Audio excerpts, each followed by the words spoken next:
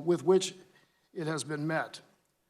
The only way we can begin a productive budget and appropriations process is by committing to honest and realistic budgeting and reaching an agreement to raise the caps for discretionary spending. It is my hope that through this hearing we can conduct an open and honest examination of the priorities set forth by the Trump administration and begin to craft a budget that truly reflects the needs and priorities of the American people. Once again, I want to thank Acting Director Vought for being here today, and I look forward to your testimony. I now yield to the ranking member. Thank you, Mr. Chairman, and thank you, Acting Director Vought, for joining us today. As this committee works to craft a budget resolution for the fiscal year ahead, we appreciate the opportunity to discuss President Trump's budget and its spending priorities with you today. As you know, while the Constitution gives Congress the power of the purse, funding the priorities of the American people while addressing our nation's fiscal challenges is not an easy task. It requires collaboration on both sides of the aisle, both chambers of the Capitol, and both ends of Pennsylvania Avenue. This is particularly true when the American people have sent a divided government to Washington, as they have with the 116th Congress. That's why hearing from the administration today is so important. As the Congressional Budget Office warned earlier this year, our nation is nearing a fiscal crisis. I would argue we're already in one. It may not seem like one. The markets haven't responded yet, but I sense that there's some smoldering going on that could lead to a potential raging fire, as it were, regarding the nation's deficit and debt. At our current spending levels, over the next decade, deficits will total $11.6 trillion, and the national debt will rise to nearly $34 trillion. Over the same period, the share of debt held by the American people will reach 93% of GDP, the highest debt level since just after World War II. We cannot continue down this path. We have to lead by example, making tough choices necessary to reverse course. While there's still much work to do to put our spending back on a sustainable path, the President's budget takes steps in the right direction. It reduces the deficit by $2.8 trillion between 2020 and 2029, whereas under current law, annual deficits are nearing $1 trillion annually. In 2029, under this proposal, the annual deficit will be lowered to $202 billion. Further, this budget reduces the share of the debt held by the public from nearly 80% of GDP to just over 71% of GDP. That's a vast improvement from the historically high debt levels projected for 2029 under current law. Additionally, there are a number of priorities I'm pleased to see in the budget. For example, the budget takes steps to secure our borders and support our troops and veterans. As someone who has served in the military, I believe ensuring the safety and security of the American people is the most fundamental purpose of the federal government, and I appreciate the administration's clear commitment to these priorities. I also appreciate the administration's focus in this budget on improving the long-term health of the American people by investing in life-saving medical research, efforts to combat the opioid epidemic, and reforms to improve our health care system. But as I've said before, our biggest threat to all of these priorities and to the long-term security, health, and prosperity of our nation is out-of-control mandatory spending. Today, mandatory programs account for 70% of all federal spending and are projected to increase to 78% by 2029. These programs have grown far beyond their intended size and scope and have far exceeded what we can afford. Without action, not only will these programs crowd out resources for other priorities, they will be unable to deliver the benefit workers today expect for the future. My colleagues on the other side of the aisle are choosing to ignore that reality and introducing ideas for new mandatory programs while also looking to raise the Budget Control Act spending caps for FY 2020. As we move forward in the budget process, I again ask, what is your plan to offset these increases? At our Members' Day hearing last week, we were pleased to hear from the distinguished Majority Leader of the House, Mr. Hoyer. It was very productive discussion about the need for a caps deal. However, I noticed we've not heard much from our friends on the other side about how they would pay for such a deal. It's been suggested that we should use the Ryan Murray deal from 2013 as a model for a caps deal. If that's our benchmark, I look forward to hearing recommendations for offsetting increases in discretionary spending by addressing out-of-control mandatory spending. Mr. Chairman, before I yield back, As late as last night, I saw news that suggested that there is a debate about whether the majority party even plans to do a budget. I want you to know, I feel your pain. I've been there. But it's like asking if we're going to do our jobs. And I know I'm speaking to the choir a little bit with my friend, the budget chairman, because we were in agreement on the budget process changes that we were advocating last year in the Joint Select Committee on budget process reform. I will say again, it's a flawed and broken process. It needs to change. We need budget process reform. And with that, Mr. Chairman, I look forward to today's discussion. I yield back. I thank the ranking member, and I look forward to working with you as we work through the issues of budget process reform, as we tried to do last year. Very collegially, I might add. Thank you, and if any other members have opening statements, they may submit them, and they will be published in the record. I now once again introduce the Acting Director of the Office of Management and Budget, Mr. Russell Vought, and I yield 5 minutes to him for his remarks. The floor is yours. Thank you, Mr. Chairman. Chairman Yarmouth, Ranking Member Womack, members of the committee, thank you for this opportunity to testify on President Trump's fiscal year 2020 budget.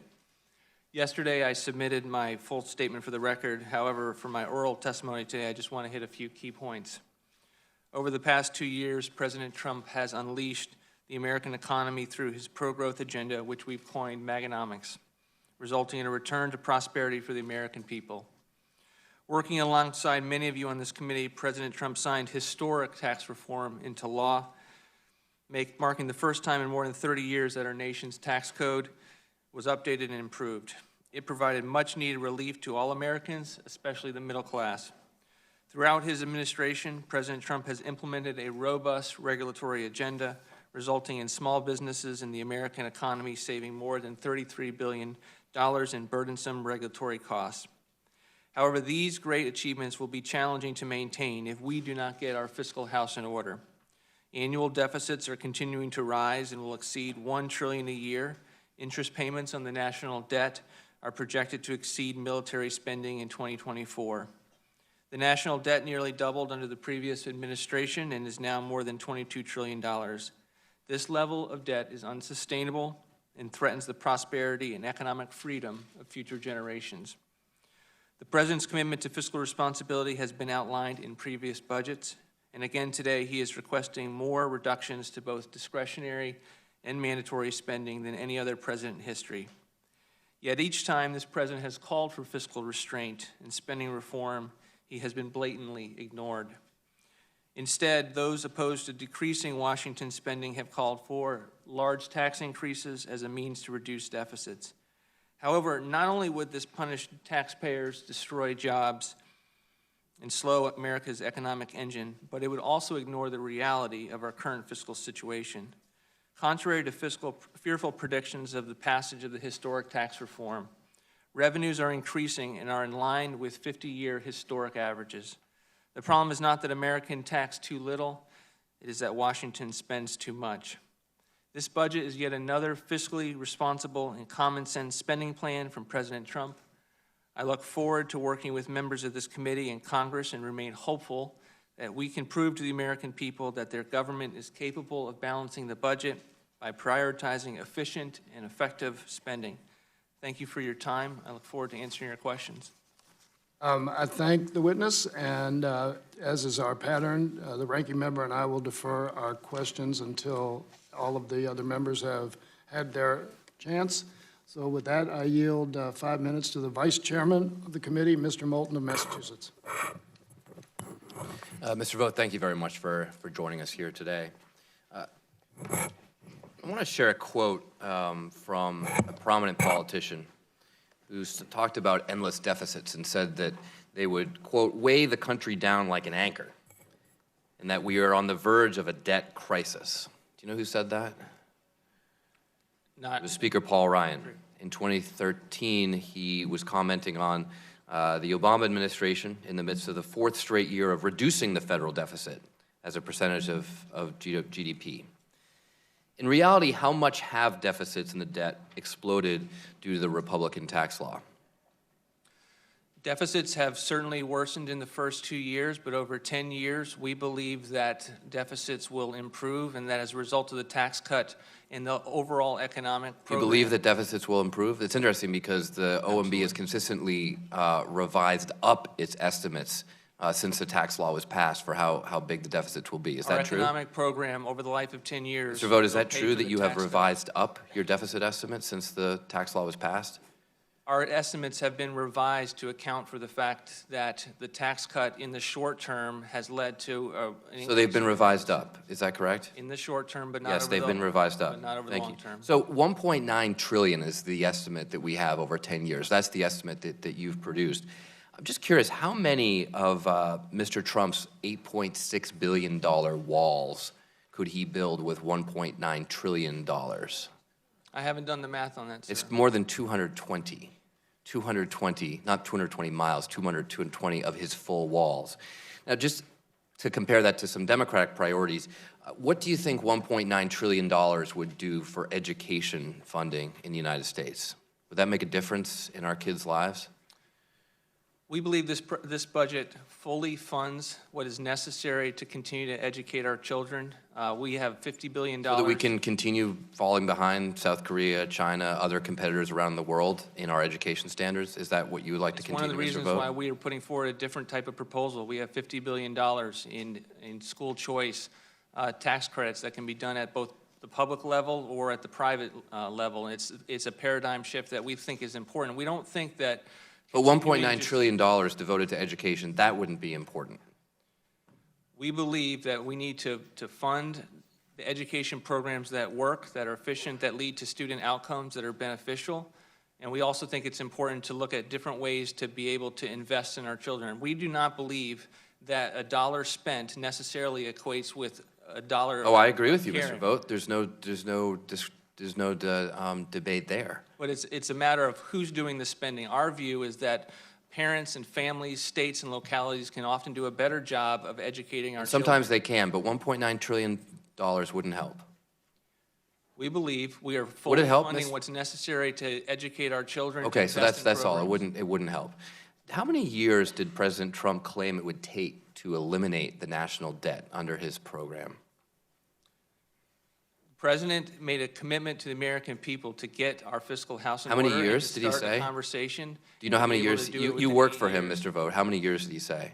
He said he would work on getting a fiscal plan within 8 years. 8 years, right.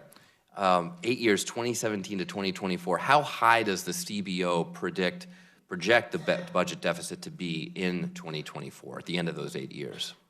We will still be looking at trillion-dollar deficits. Over $1 trillion. Over $1 trillion, surpassing the federal deficit during President Obama's last year in office by nearly $500 billion. I want to jump quickly to veterans. The budget quotes President Trump's statement that, quote, it is our moral and solemn obligation to demonstrate to our veterans our continuing gratitude, unwavering support, and meaningful encouragement. Mr. Vought, how is cutting veterans' disability benefits by rounding down cost of living increases consistent with this statement? Should we be making veterans pay for exploding deficits by denying them the full cost of living adjustments? Sir, this budget has incredibly high increases for veteran spending. We have an 8. And why are you decreasing the cost of, do you think the cost of living in the United States is going down for veterans? We have an 8% increase for veteran spending. We fully. I'm just fund the asking why you're Admissions Act. decreasing cost of living We do adjustments. look for ways to improve programs to ensure that veterans programs over 10 years. So it will improve lives for veterans by decreasing their cost of living adjustment? That's what you're These are saying, Mr. proposals that Vought? have been proposed in the past, and we don't think they'll have any adverse impact on veterans. No adverse impact. No adverse impact to decrease correct. cost of living adjustments. That's I correct. think you should speak to some veterans, Mr. Vought. Thank you. Gentleman's time has expired, and now recognize the gentleman from Georgia, Mr. Woodall, for 5 minutes. Thank you, Mr. Chairman. Thank you, Mr. Vought, for what you do. I've only gotten to serve with 2 presidents while I've been in Congress. President Obama, I believed, loved this country, but never once sent a budget to Capitol Hill that balanced ever. Not in 5 years, not in 10 years, not in 15 years, not in 60 years. And so I want you to know, I know you're making tough decisions, but I appreciate the president sending a budget that balanced. It was easy, we'd have done it by now, but we haven't. I was listening intently about the cuts that were going on. My first 2 years in Congress, we actually reduced total federal spending year over year, not funny Washington, D.C. math, but actual outlays declined 1 year to the next and then declined 1 year to the next, 2 years in a row. How often in your budget, in the president's budget proposal, are we spending less the next year than we were spending in the previous year? In the budget that we're proposing right now? That's correct. As it pertains to discretionary spending, we will be spending 2% less from 1 year to the next. They undoubtedly, folks are looking for ways to cut what can be done in an efficient manner. But year over year, as I look at your numbers, you're investing more in America every year the next year than you did before. Now, in large part, that's because tax revenues are rising every year from 1 year to the next. We talk a lot about the tax proposal. That 1.9 trillion is adjusted by interest. The 1.5 trillion is realized by my constituents. That's going right into pockets back home. And to your point, only about 10% of our education dollars come from the Washington, D.C. area. Most of it comes from our county and from our state, and that's why we have some of the finest education programs in the nation. I appreciate you're not trying to supplant our local control in this budget. But I want to be clear. I'm looking at those tax revenue lines. They appear to increase not just 1 year, not just in the out years, but every single year of this budget. We are already collecting record tax revenues in this country. Is it your position that not only are we collecting more money today than we ever have in American history, but we're going to continue to collect more and more and more in every year of the president's budget? Absolutely. Let me walk you through some of the specifics. In fiscal year 17, we received 3.31 trillion in revenues. In 2018, we will generate 3.329 in revenues. In 2019, we will generate 3.4 in revenues. In 2020, we will generate 3.6 trillion, and on and on. It's why over 10 years, we are confident that the economic policies of this administration, which we assume in our budget, CBO doesn't assume what is not current law, we assume that the economic policies of this administration will more than pay for the costs of the tax cut. We think that that's important from the standpoint, the tax cut was important from the standpoint of getting the economy going and allowing people to have more of their hard-earned money to be able to build and invest in their communities. Let me get off script for a second. I think back to one of President Obama's budgets where he introduced chain CPI, something that Republicans had long been advocating for as responsible budgeting. The moment he put it in his budget, Republicans began to kick him in the shins for cutting benefits here, there, and elsewhere. Rather than taking yes for an answer, we turned it into a political talking point. I don't know the answer to this question, so I'm a little reluctant to ask it. But is there anything in the president's budget that perhaps I might like less as a conservative Republican, but my colleagues on the other side of the aisle maybe ought to take yes for an answer as opposed to turning president's budgets into political talking points as we do day in and day out? I'm sure I'm going to get this question later on, but we believe that many of our Medicare reforms, which continue to increase Medicare spending every single year, but also allow for certain program integrity proposals to improve the programs, to be able to offer common sense reforms about ensuring that where you pay for particular services within Medicare applies no matter what the site of care is. These are proposals that were in President Obama's budget. We think that they are bipartisan reforms, and we think that if there's just a factual basis for understanding what we're proposing, that we can achieve common ground. But I fully expect to be walking through what the proposals are on Medicare later on in questioning. Mr. Chairman, with your leadership, I know we'll be able to take yes for an answer in those places that we can. Folks will do what they have to do in this hearing today, but I sure do hope that where we do find agreement, we'll do it for the American people. Thank you. I yield back. Thank you, and I might add, you said you went off script. I've never known you to be scripted. Thank you. I now yield 5 minutes to the gentleman from New York, Mr. Higgins. Thank you, Mr. Chairman. Mr. Acting Budget Director, do corporate tax cuts pay for themselves, generally speaking? We believe that the corporate tax cuts are very, very important for our economic growth numbers, and specifically because they lead to capital formulation in the years ahead. It's one of the more crucial provisions in the tax cut from the standpoint of ensuring that this is prolonged economic growth. So is that a yes or no? We believe over time, yes. The most optimistic estimates of corporate tax cuts is that for every dollar that you give away, you can recapture about 32 cents. So that's about a 68% loss in terms of investment. And I don't think there's any credible evidence to suggest that these corporate tax cuts in and of themselves pay for themselves. So the deficit that everybody likes to talk about is a big problem, but we also have, as you know, a growth problem in the American economy. We hit 2.5% growth, which is not the 3 or 4% that the president had talked about. There's very little investment in here relative to infrastructure. Infrastructure, unlike corporate tax cuts, pay for themselves. For every dollar that you spend on infrastructure, you can expect minimally a $2 return. That's 100% return on investment as it relates to infrastructure. The disappointment here is that there's not a greater investment toward the growth of the American economy, because last time we had 4% sustained growth over an 8-year period, we didn't have budgetary deficits. We had a budgetary surplus of almost $300 billion. I just want to move on to the issue of cancer research.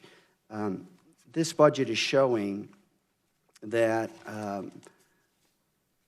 there'll be a cut in cancer research of about $900 million. What is the justification for that? We keep NIH spending at a little bit above what it received in fiscal year 17 enacted. We think that the levels to which Congress has been appropriating money towards the National Institutes of Health is something that we can no longer sustain, although we are very supportive of the NIH spending. I just want you to tell you, as the father of a child with cystic fibrosis, we are on the verge of cutting-edge drugs that would prolong her life. So from the standpoint of the NIH, we're very supportive of the types of research that they perform, but I would also just say that no agency can spend well when they don't live in a resource-constrained world. And when we put forward proposals in Congress just without analysis, puts additional spending increases on the table, we actually think that that degrades the ability for NIH to do research. So the justification for cutting general cancer research by $900 million is that the administration is focusing on other diseases from which to fund important research. Generally, we take a top-line reduction for NIH and we allocate it across the board, with some exceptions like pediatric cancer. We are trying to prompt a debate, which we have for the first 2 budgets, about ways that NIH might be able to do things better if they didn't have as high administrative costs. They often pay more for administration costs than other private sector researchers, and we think that's a problem, and it's an important debate to have. Yeah, but I think that, look, when you deal with cancer research in particular, you know, the only failure in the research is when you quit, or you're forced to quit because of lack of funding. The National Cancer Institute funds about 97% of all FDA-approved cancer drugs in the past 8 years. So, you know, new treatment that's delayed is new treatment that's denied. And at a time when you have incredible promise in the area of immunotherapy that is being clinically trialed and tested at places like Roswell Park Cancer Institute in Buffalo, New York, it just seems very short-sighted that the administration is picking winners and losers as it relates to what diseases we decide to invest in toward the goal of developing new promising treatments, because it costs not only money, but it also costs lives as well. With that, I'll yield back. Gentleman's time has expired. I now recognize the gentleman from North Carolina, Mr. Holding, for 5 minutes. Mr. Vogt, like many of my friends, the that you're hearing from today, I'm deeply concerned about our mandatory spending trajectory. Today, mandatory spending accounts for 70% of the federal budget. In 10 years, mandatory spending plus our federal debt will consume all of our federal revenue. And despite this, my colleagues on the other side of the aisle want to actually increase mandatory spending through the creation of Medicare for all, free college tuition, and other things. Further, the interest payments on the debt are the fastest growing line item in our entire budget. This year, taxpayers will spend nearly $400 billion in debt interest alone. This is hundreds of billions of dollars that's being needlessly wasted because Congress has failed to address our massive debt problem. So without real reforms, mandatory spending will continue to crowd out discretionary spending, leaving less and less resources for other critical areas, including, of course, defense, which is our principal concern as a government. So, Mr. Vought, the President's budget proposes over $2 trillion in mandatory reductions over 2 years, and that's good. So I'm going to give you the opportunity to expand a bit further on how you would achieve these $2 trillion of savings over 2 years, specifically the proposed changes to Medicaid and the payment structures of Medicare's Part B and D. Thank you, Congressman. What I'd like to do is just unpack the $2.7 trillion in savings that we propose for in this budget. $1.9 trillion of those are reductions to mandatory, in savings and mandatory reforms. Again, these are programs that will continue to increase every year, so these are not cuts. These are savings over the life of the 10-year window. We achieve about $517 billion in savings in Medicare, as I've already mentioned. Many of the numbers that you've seen out in the press in the last 24 hours are inaccurate. And again, what we're trying to do in Medicare is lower drug prices. And when we lower drug prices, it has the result of achieving savings in Medicare. We also think it's important that Medicare doesn't pay for the uncompensated care within the Medicare program for people who are not Medicare beneficiaries. So again, we don't actually not pay for uncompensated care, but we move it outside the Medicare program with a slower rate of growth. Another big, large amount of savings is student loans. Student loans, we have about $209 billion in savings. Again, we think the proposal would benefit students, that right now there's a patchwork of all sorts of income-driven repayment plans. We provide one to be able to say 12.5% of your income you're going to be expected to repay your loans, but at the end of 15 years, you're done. At the end of 30 years, if you're a graduate student, you're done.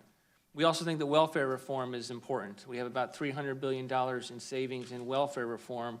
Much of it is simply with the proposal to have a work requirement within different programs such that like housing, food stamps, Medicaid, and we have hardship exemptions within these. No one is wanting people who can't work to be able to work, but we do value work, and it's something from the standpoint of human dignity. We want to be able to transition individuals and families and households to self-sufficiency. We saw that in the historic reforms in the 1990s. We have long said we want to build on it. We do that in this budget. Thank you. And I appreciate you going forward, with a timely budget. And I really urge the chairman and my friends on the other side of the aisle to come forward with a budget yourselves. I think it's important for the American people to see where we're coming from. And budgets sometimes are described as aspirational, but I do think they serve a very important purpose of setting forth in real concrete dollars and cents terms to the American people where we want to go with issues, were we able to wave that magic wand and get 218 people to agree with us in how we want to go forward. So thank you, Mr. Chairman. I yield back. Thank the gentleman. I now yield 5 minutes to the gentleman from California, Mr. Khanna. Thank you, Mr. Chairman.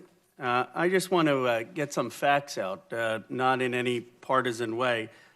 Your budget proposal, as you put it, reduces Medicare spending by $845 billion. You describe it as efficiency and reduction of waste, but is that correct? No, it's not correct. There is a gross federal savings for Medicare line in the budget, but when you add back the proposals that we include for a uncompensated care pool outside of Medicare for children's GME, Medicare. Now, what is the number when you add that? The number is about $517 billion in savings. So you're saying that it reduces Medicare spending by not 500 billion? The report suggests that 500 billion of this quote-unquote savings would go to the deficit. You're saying it's less than that? No, so right now, I thought you were asking about the number that has been reported in the press, $845 billion. Now, what would you say is the accurate number? The accurate number, again, we increase Medicare spending every year. This is not a... Not a long answer, just give me the number. I'm providing an answer for you. $517 billion in savings within Medicare over 10 years is the net Medicare savings number. So you're going to cut by 517 billion? No, sir. Medicare spending, as I mentioned, will continue to rise each and every year. Okay, but We you're have reducing savings. you're reducing the Medicare budget by 517 billion. We are identifying savings that would result from common sense proposals like reducing drug pricing costs. Obviously, Have you Medicare endorsed the pays- Doggett bill on that? Medicare- Would you be open to the Doggett bill, which reduces drug costs? I mean, I know you're saying, let's reduce drug costs, and that's a great thought, but what specifically, how are you going to do it? So far, the president hasn't supported the Doggett bill. The president hasn't supported any bills. I mean, would you commit today that the Doggett bill, which actually could reduce costs, you would consider supporting that? We'll certainly look at analyzing any piece of legislation that's out there as it pertains to drug Does the proposals. president have legislation on how he's going to achieve these drug reductions? We do. What is the Very- legislation? Is there HR or Senate bill? I mean, what legislation is he We're supporting? happy to work with Congress. We're hoping that Congress. But has he introduces many of the proposed any proposals. legislation? We have proposals that we hope you turn into. Has anyone introduced the legislation? We're working with Congress, part of. I know you're working, then what legislation is there? I mean, there are thousands of bills introduced. Is there a single bill the president's introduced to be able to get the savings that you want? Congressman, we don't introduce bills. No, but you suggest bills. I mean, have you proposed, and you do, I mean, you wrote the tax bill. I mean, We specifically propose policies that Congress can turn but into. you haven't worked with any single member of Congress to introduce any legislation to get this $500-some billion of reduction that you say you want. I don't think that's true. I think that. Is there a single member of Congress or bill you can point to?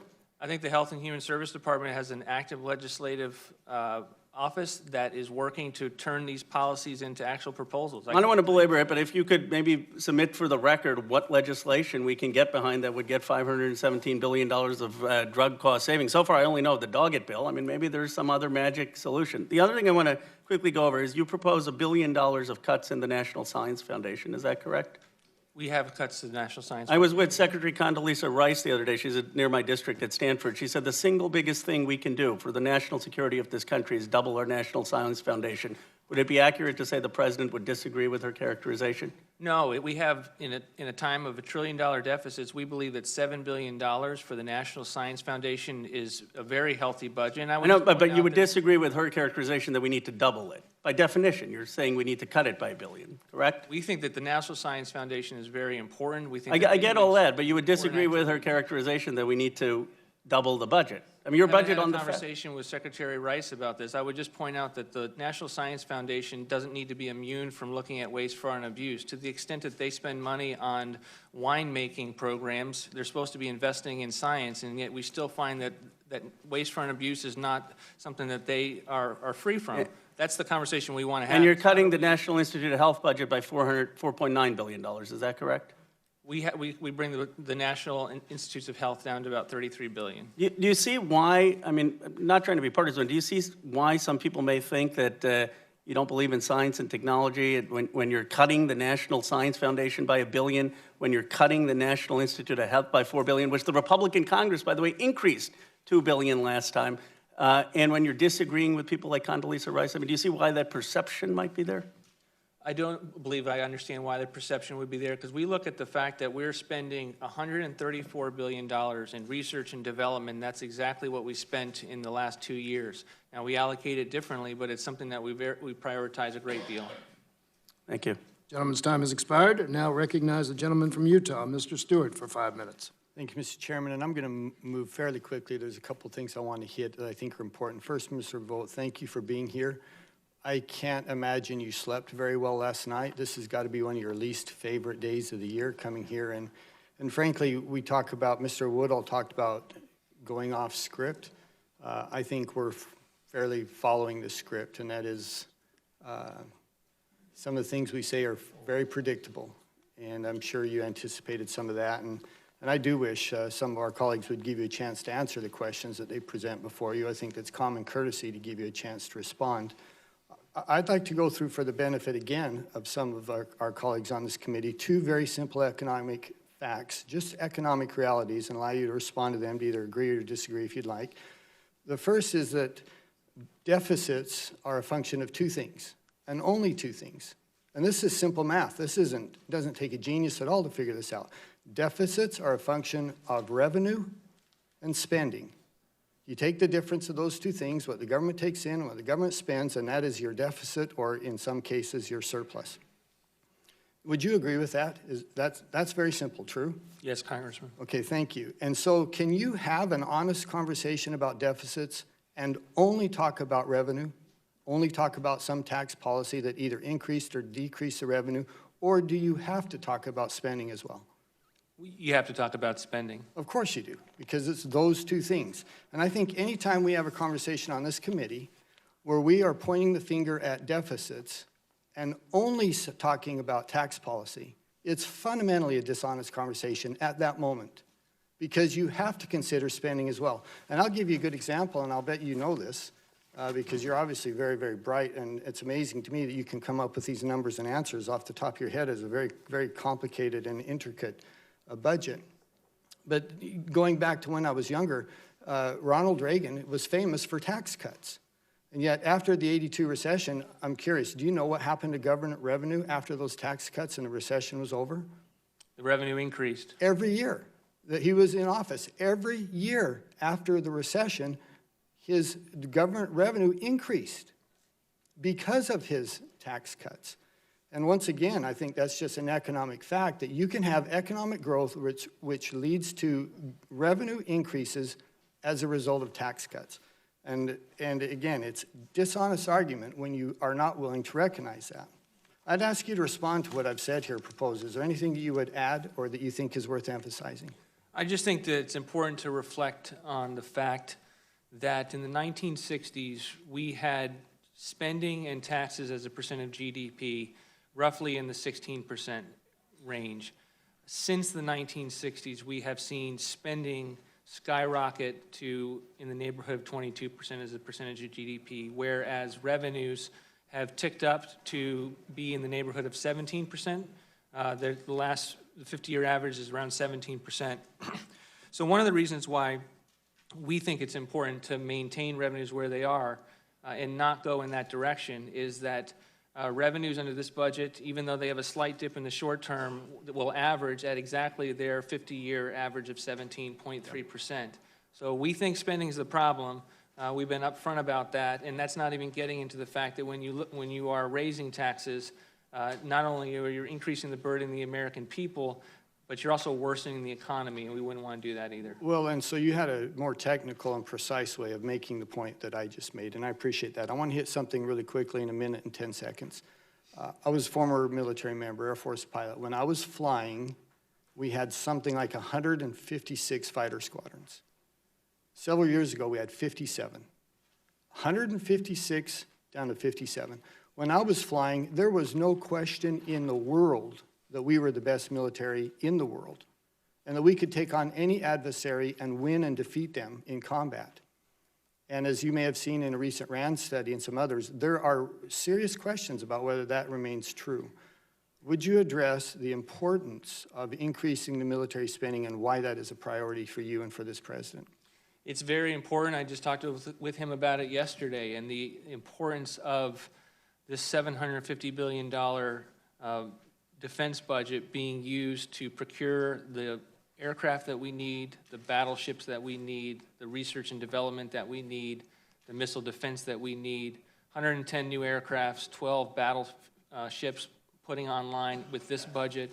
It continues to be something that is a major priority. Look, the president wants the world to know that we have the most awe-inspiring military that has ever been known in the world. We believe that we can have peace through strength. He does not want to have the perception that this is about promulgating endless wars. You know the president has had a long conversation with the American people about that. He wants to be able to continue to increase and rebuild this military so that we don't have to fight wars in the future, because the world knows that we're the strongest military on the face of the planet. Thank you. Gentleman's time has expired. I now recognize the gentleman from New Jersey, Mr. Sears. Mr. Vought, thank you for being here. Mr. Vought, if these tax bills, the tax cuts, do not deliver what you're projecting, are you going back to cut more of the Medicare, Medicaid, Social Security programs? We think they will deliver, sir. We believe that over the life... Well, let's make a projection they don't. Again, we think that the most accurate way to look at the next 10 years is to assume the economic growth assumptions that we've put forward of 3%. Over the first 2 years, we have been the most accurate administration in history.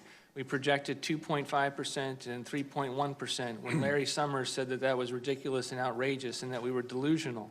Instead, we not only hit those numbers, but we have been the most accurate. And so we think that over 10 years... Well, let's say you're not as accurate. Okay. Where would you go to get the money? It will mean, we're not suggesting that we're going to make any changes to the budgets, although the aspect about budget is that you look at what is coming in and you look at what's going out, and each and every year you make adjustments. That's the importance of the federal budget process. It is certainly broken. I agree with the chairman and the ranking member that we can certainly make reforms. But I would also say that, look, that budgets are about putting our visions forward for the American people. And as I mentioned last night... I get that. I get all that, you know. But the Well, importance let's bring it to something more local. I'm sure many members here serve in local office. Why is it that the president and the people always feel that eliminating the community development block grants are necessary? I mean, this is a program which helps communities that cannot apply for other fundings. So yet, every year you want to eliminate this program. This is a tax saver for the communities.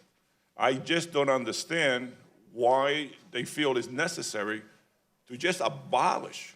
Have you talked to people who serve in local office and have used these grants? We have spoken with those people.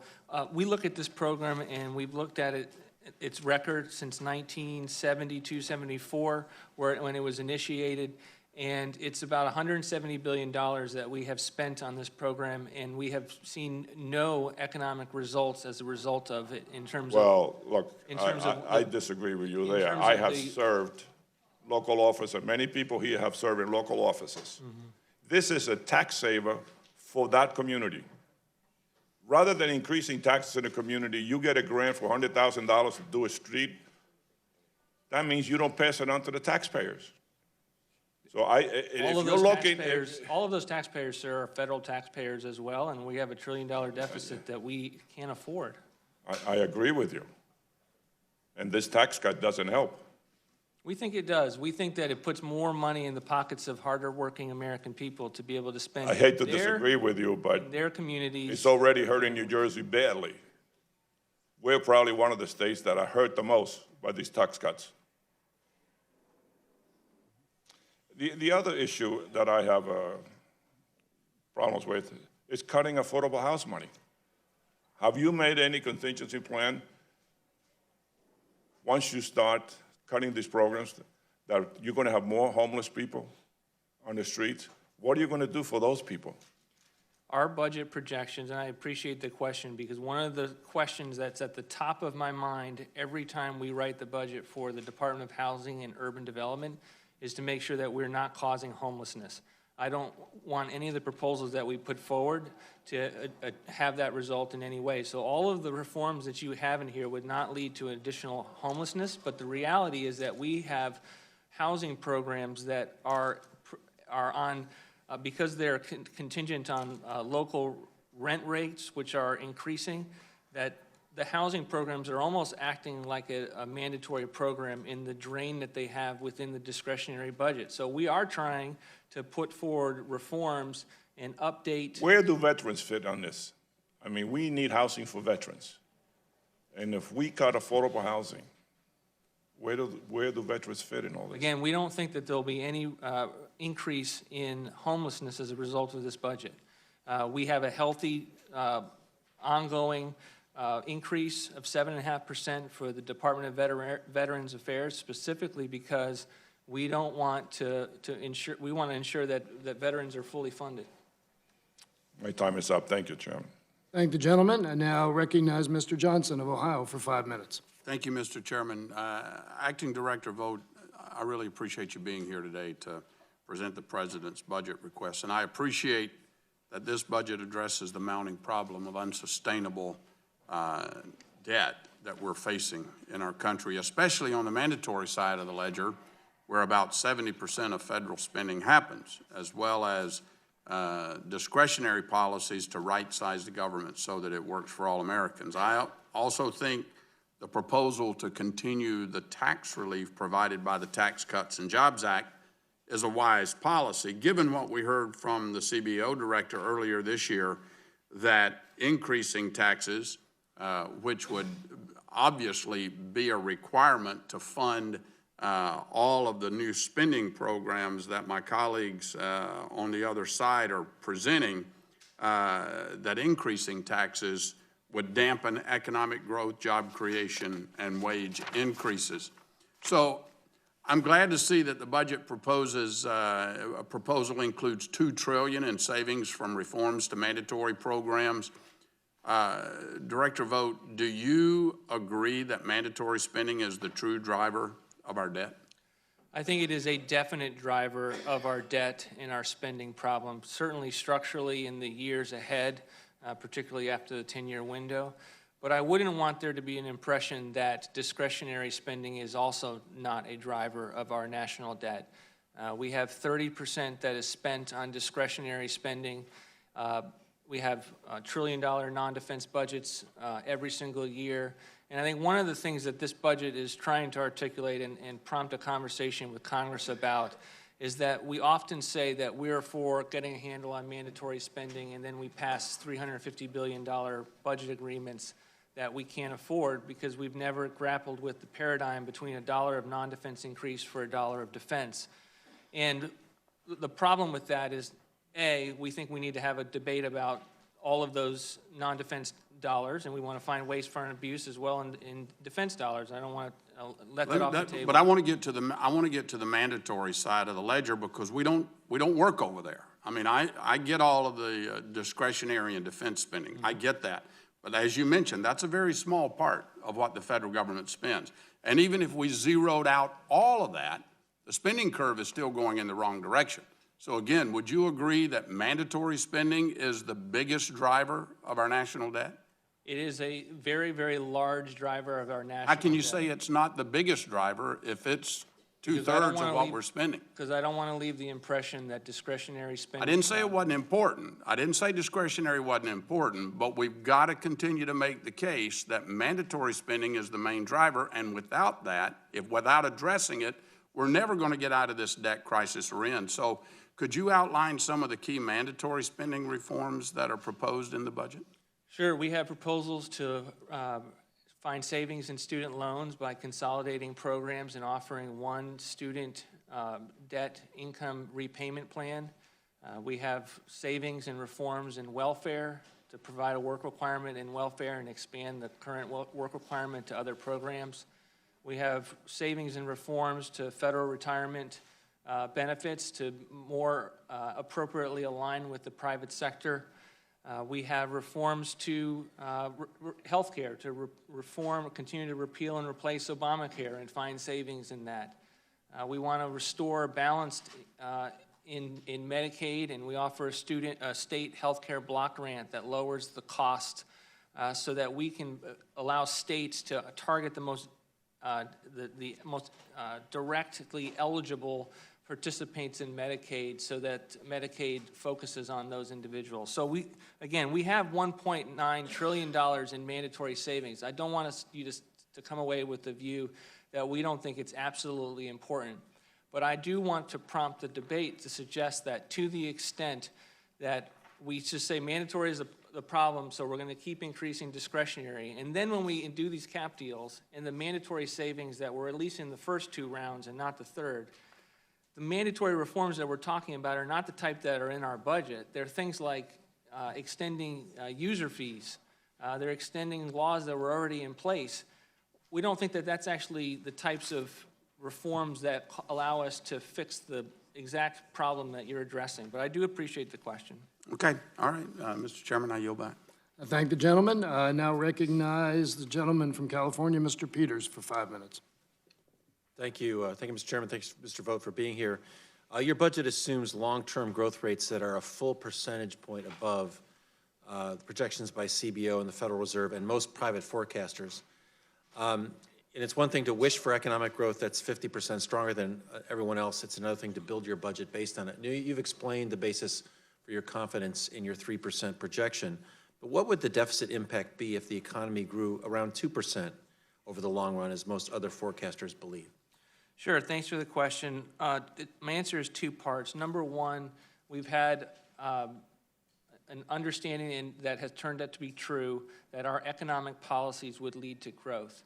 We projected over the first 2 years of this budget, we were the most accurate administration in history. I just have a little bit of time. I want to hear your answer, but what would it be if it were 2%? I understand you believe it's We haven't run alternative scenarios because we believe that we're going to be vindicated when it comes to the growth rates that we've assumed in this budget. In part of your question was why do we think that 3%? No, I didn't ask that because you addressed that before. I asked what would it be if it was 2%, and I think that the problem is that, as your mom taught you, pray for the best but plan for the worst.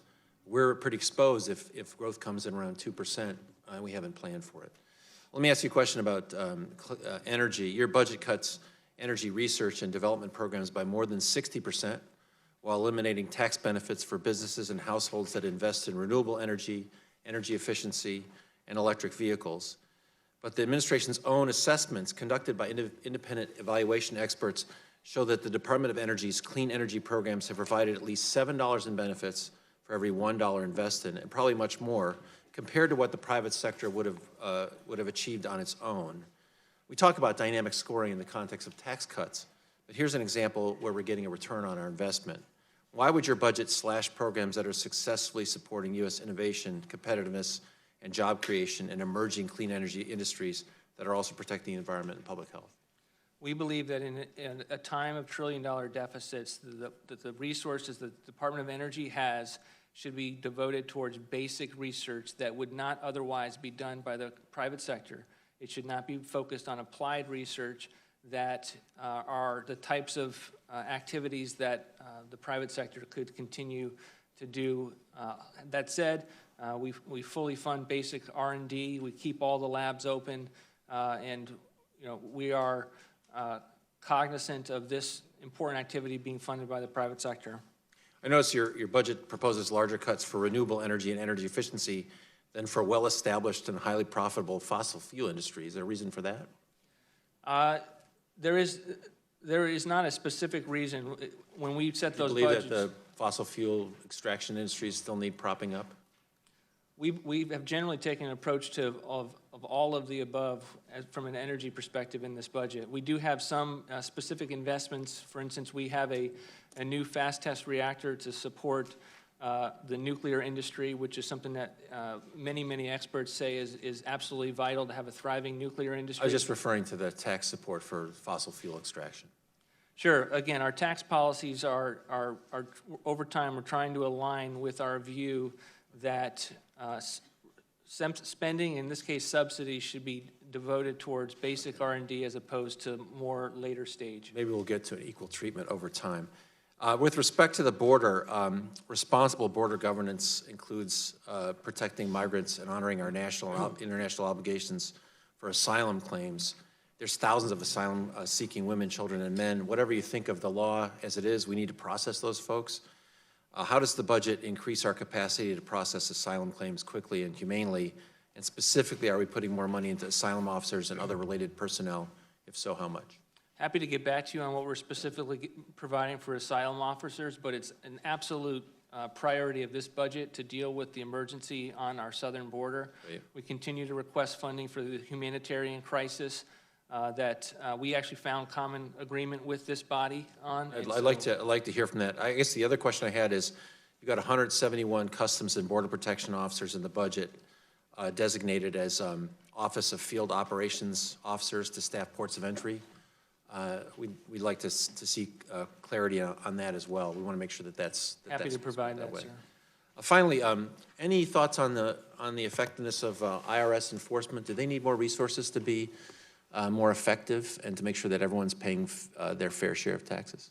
We do think that the IRS needs a dollar spent for IRS collection is a dollar well spent, and it's one of the reasons that we have a program integrity cap adjustment in this budget to make sure that IRS gets the necessary resources within this budget, and it actually causes us to be able to generate savings over the life of the 10-year window. Okay, thank you. My time has expired. Thank the gentleman. I now recognize the gentleman from South Carolina, Mr. Norman, for 5 minutes. Thank you, Mr. Vought. I appreciate you coming today and presenting the president's budget. Let me just make a comment. You know, I think I join most Americans who are tired of hearing big numbers. They're tired of hearing deficits. They know something's not right, and they want it done now. And while I would have liked to have seen more cuts in this budget, at least it's a start. And I heard, in fact, it was yesterday, one of the de facto leader, the new leader of the Democratic Party, when they asked her how she was going to pay for free medical care, free education. She said, "We just are."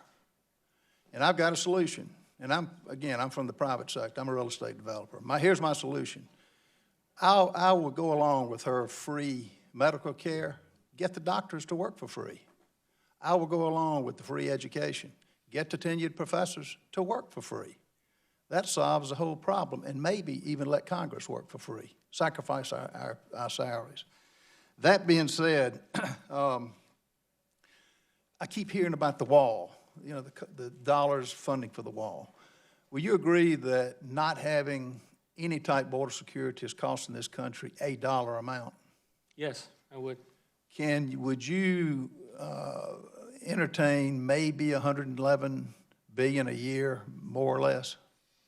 We haven't done any specific analysis along those lines, but we definitely think that there are savings that over time we would be able to achieve by continuing to invest in our border, and we think it's a very, very important aspect of this budget is to secure the necessary resources along our southwest border. So your $8.6 billion, there will be a return on investment, and it's far more, even in 12 months, than spending than the cost. We believe there'll be a return. I wouldn't want to anchor it specifically in a dollar amount. The rescission package that most of my friends on the left voted against, which basically took unallocated escrow dollars, is that taken into account in this budget? The rescission, the bill that we sent up last Correct. year? It is. This is one of the ways that we go from the 5% cut from the fiscal year 19 level. We take that down with a 5% cut to be in the 560s, and then the rest is to be able to use many of the same rescissions that Congress has used in the past. Money that was never going to be spent within children's health insurance program. Again, this was money that was not going to be spent.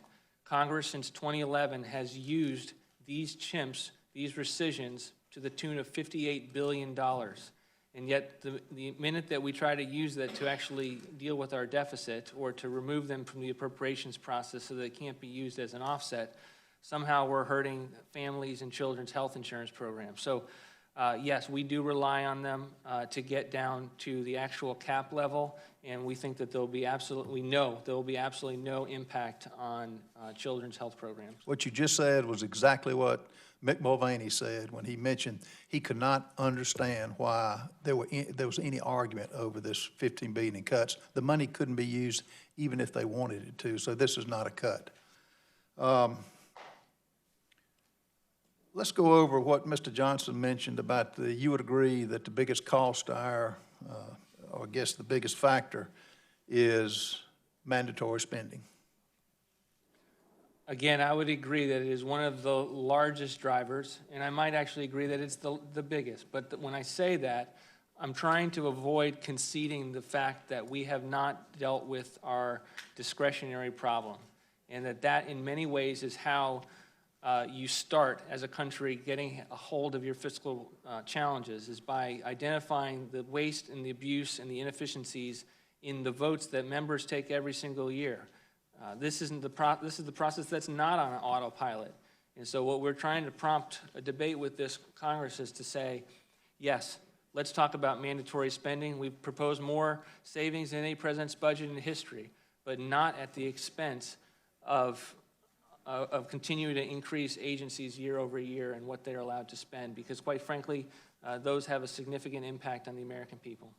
Well, I appreciate this effort, and I appreciate you presenting a budget that is the first step in this long stairway of getting financially independent and not leaving our children with a $70,000 debt for every man, woman, and child in this country. And thank you for your efforts. Look forward to working with you further, and I yield the balance of my time. I thank the gentleman. I now recognize the gentleman from Texas, Mr. Doggett, for 5 minutes. Thank you, and thank you for your testimony. I chair the Subcommittee on Health, and as I review the portions of your budget concerning prescription drugs, you know, I think my main complaint is that the folks who prepared this budget didn't listen carefully to President Trump. You do, on page 41, say that you quote him as saying one of his greatest priorities is reducing the cost of prescription drugs, but when it comes to doing anything to achieve that objective, I think your proposal accomplishes as little as his Rose Garden press conferences and the last 2 years in which the prices of prescription drugs have continued to go up. President Trump did not campaign on a slogan, "Elect me and the price of prescription drugs won't go up quite as fast as it has been over the last few years." He talked about bringing the cost of prescription prices down. He said, and he said it very boldly, that we could save billions of dollars by what he called bidding on prescription drugs. Outside estimates are that hundreds of billions of dollars could be saved not only for Medicare beneficiaries, but for the taxpayers on Medicare if we had an effective prescription drug negotiation proposal. As you know, I have one. I think Mr. Connor referred to it. 120 members of this House have signed on to that proposal. Whether you like the specifics of it or not, all I want to know is whether the administration, your office, currently agrees with what President Trump said, that an important part of addressing the cost of prescription drugs is direct Medicare negotiation for the prices of those drugs.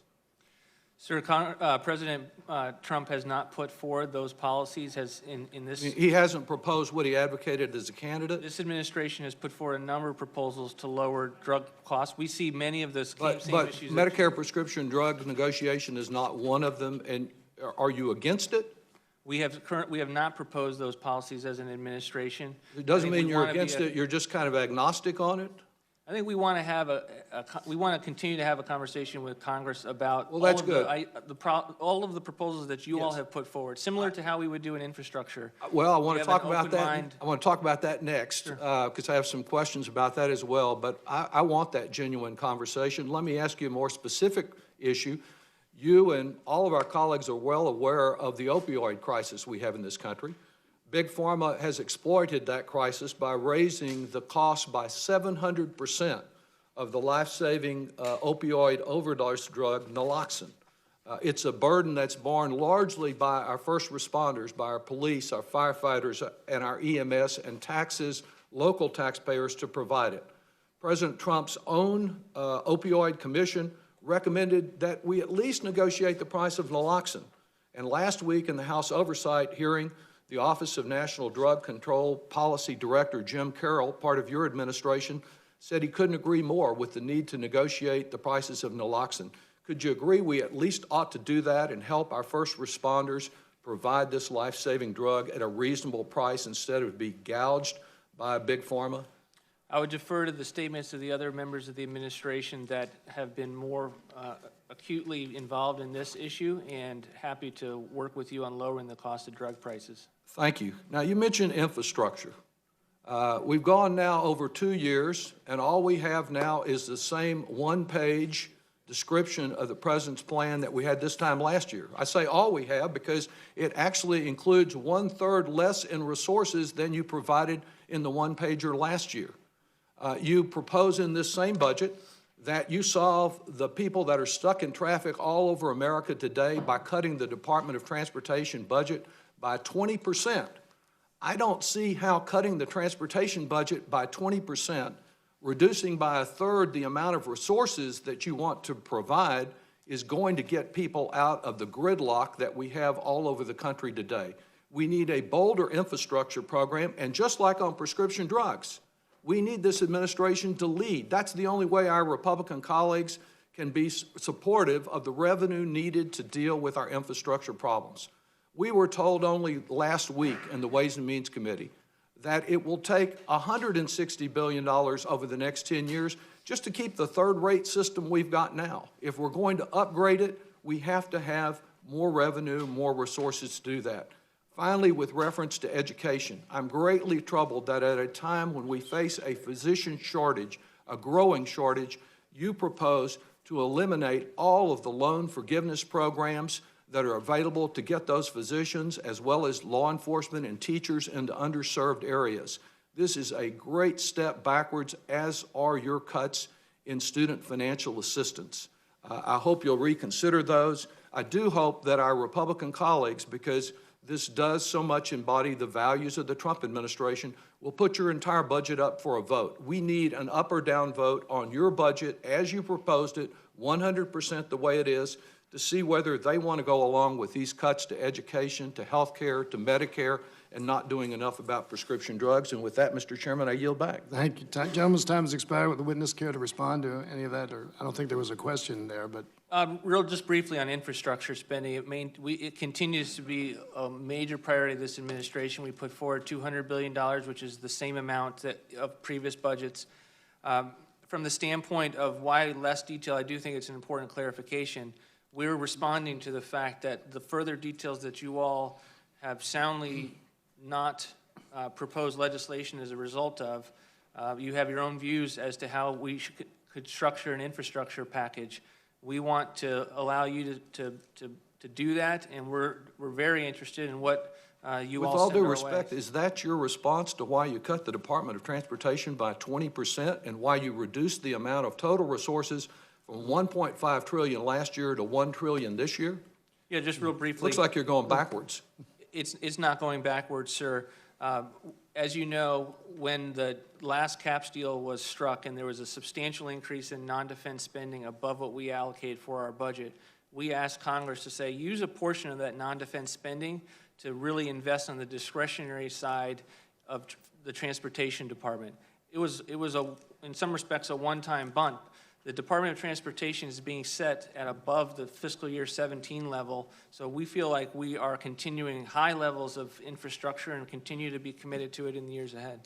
Okay, the gentleman's time has expired. Now recognize the gentleman from Oklahoma, Mr. Hearn, for 5 minutes.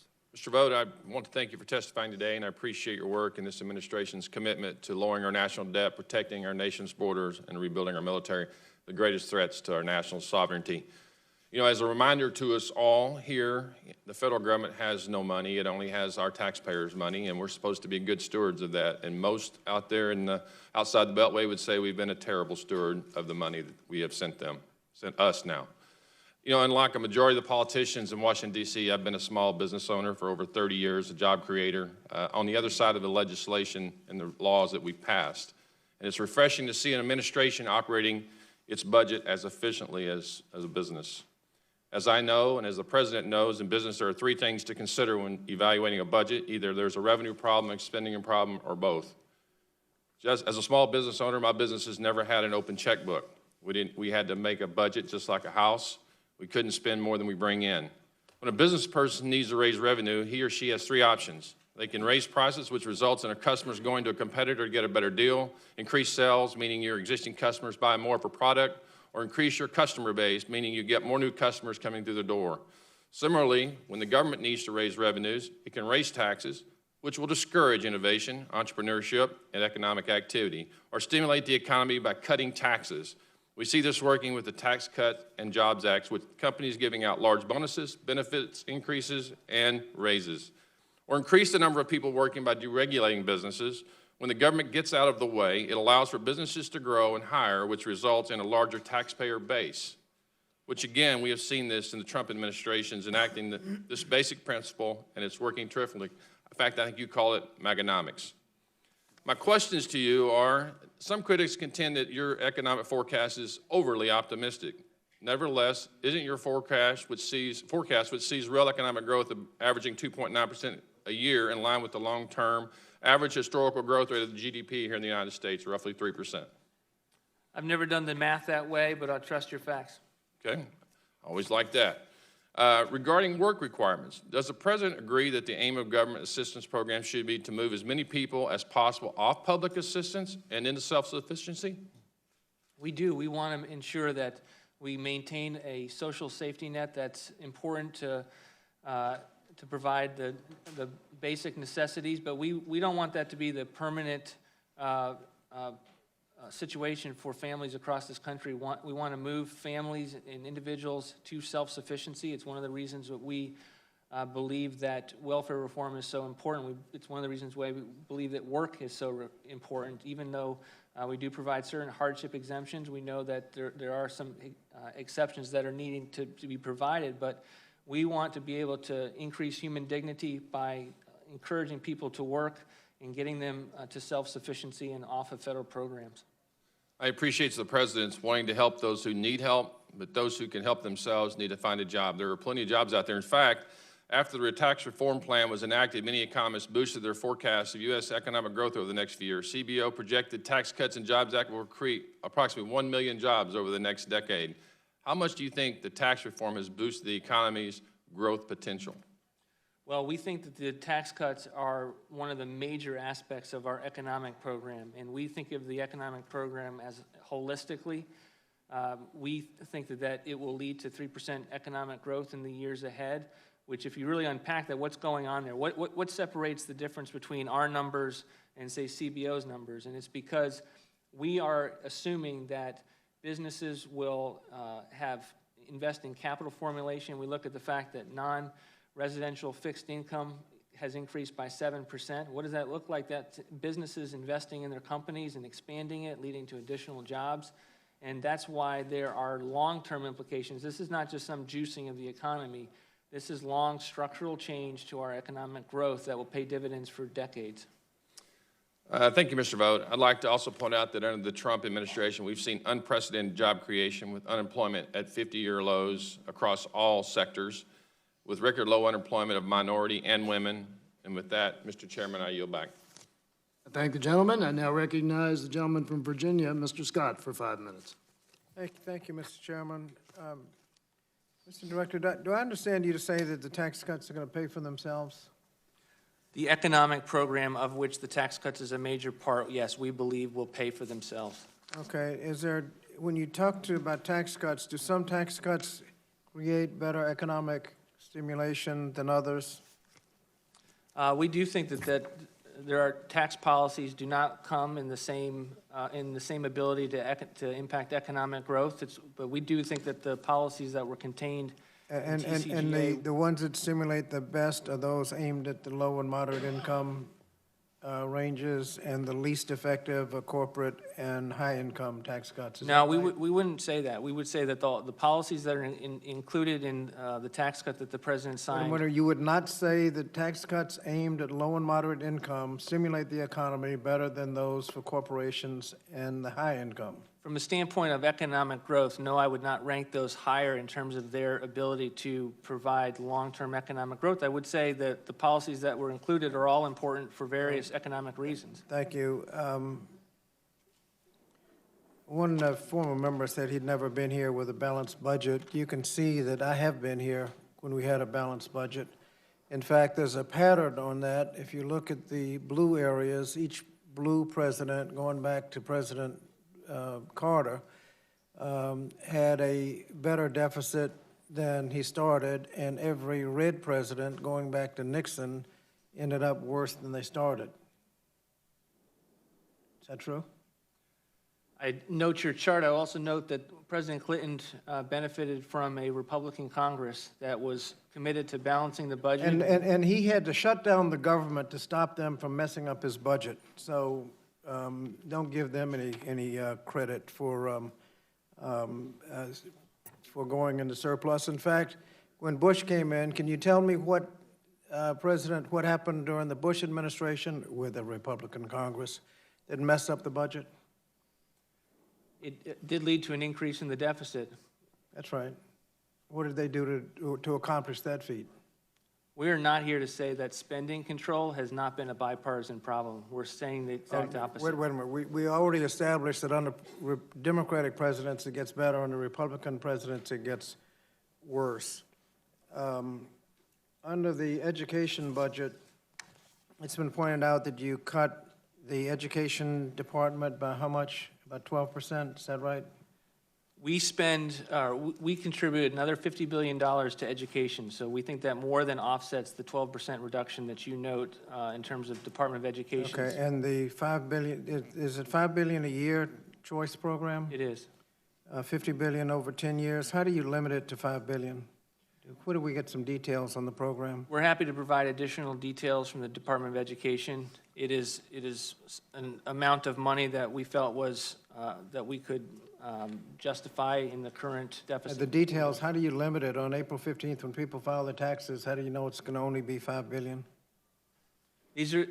Treasury will be providing guidance. If you all see fit to enact it into law, states will have quite a bit of discretion to design their programs.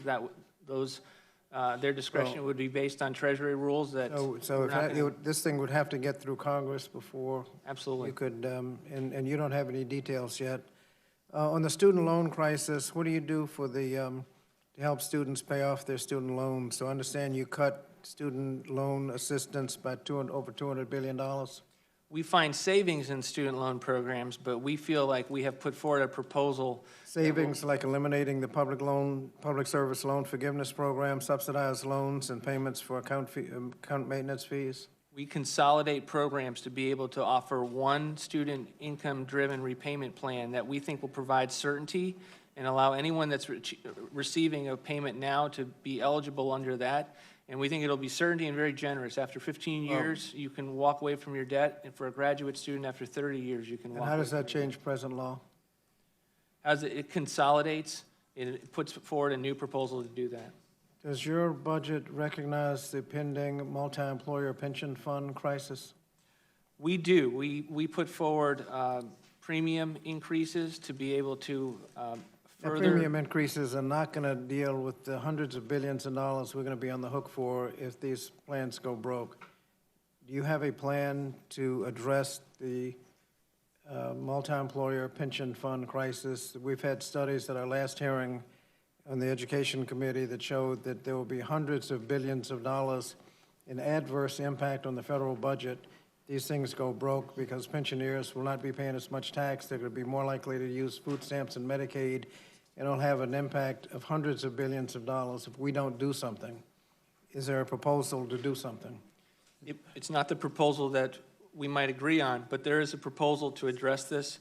We definitely do you agree? see an issue. Do you recognize the adverse impact that if doing nothing would have? Absolutely. We don't want that to happen. Is that in the budget? We have a proposal that's in the budget to increase premiums to deal with some of these pension crises. And that's it? Gentleman's time has expired. Thank you. I now recognize Mr. Muser of Pennsylvania for 5 minutes. Thank you, Mr. Chairman. Director Vought, thank you for coming before the committee today. In the fiscal year 2020 budget, your office has outlined a plan to invest in important programs that are central to many Americans, while also reducing our discretionary spending and reducing the growth of mandatory spending. I am concerned about our nation's rising debt, and I do appreciate the fact that the President is putting us on a plan that moves us toward fiscal responsibility by decreasing spending on non-defense discretionary programs by 5% next year, as well as reducing mandatory spending growth through reforms targeted at waste, fraud, and abuse, and lowering drug prices, and as well as welfare reform.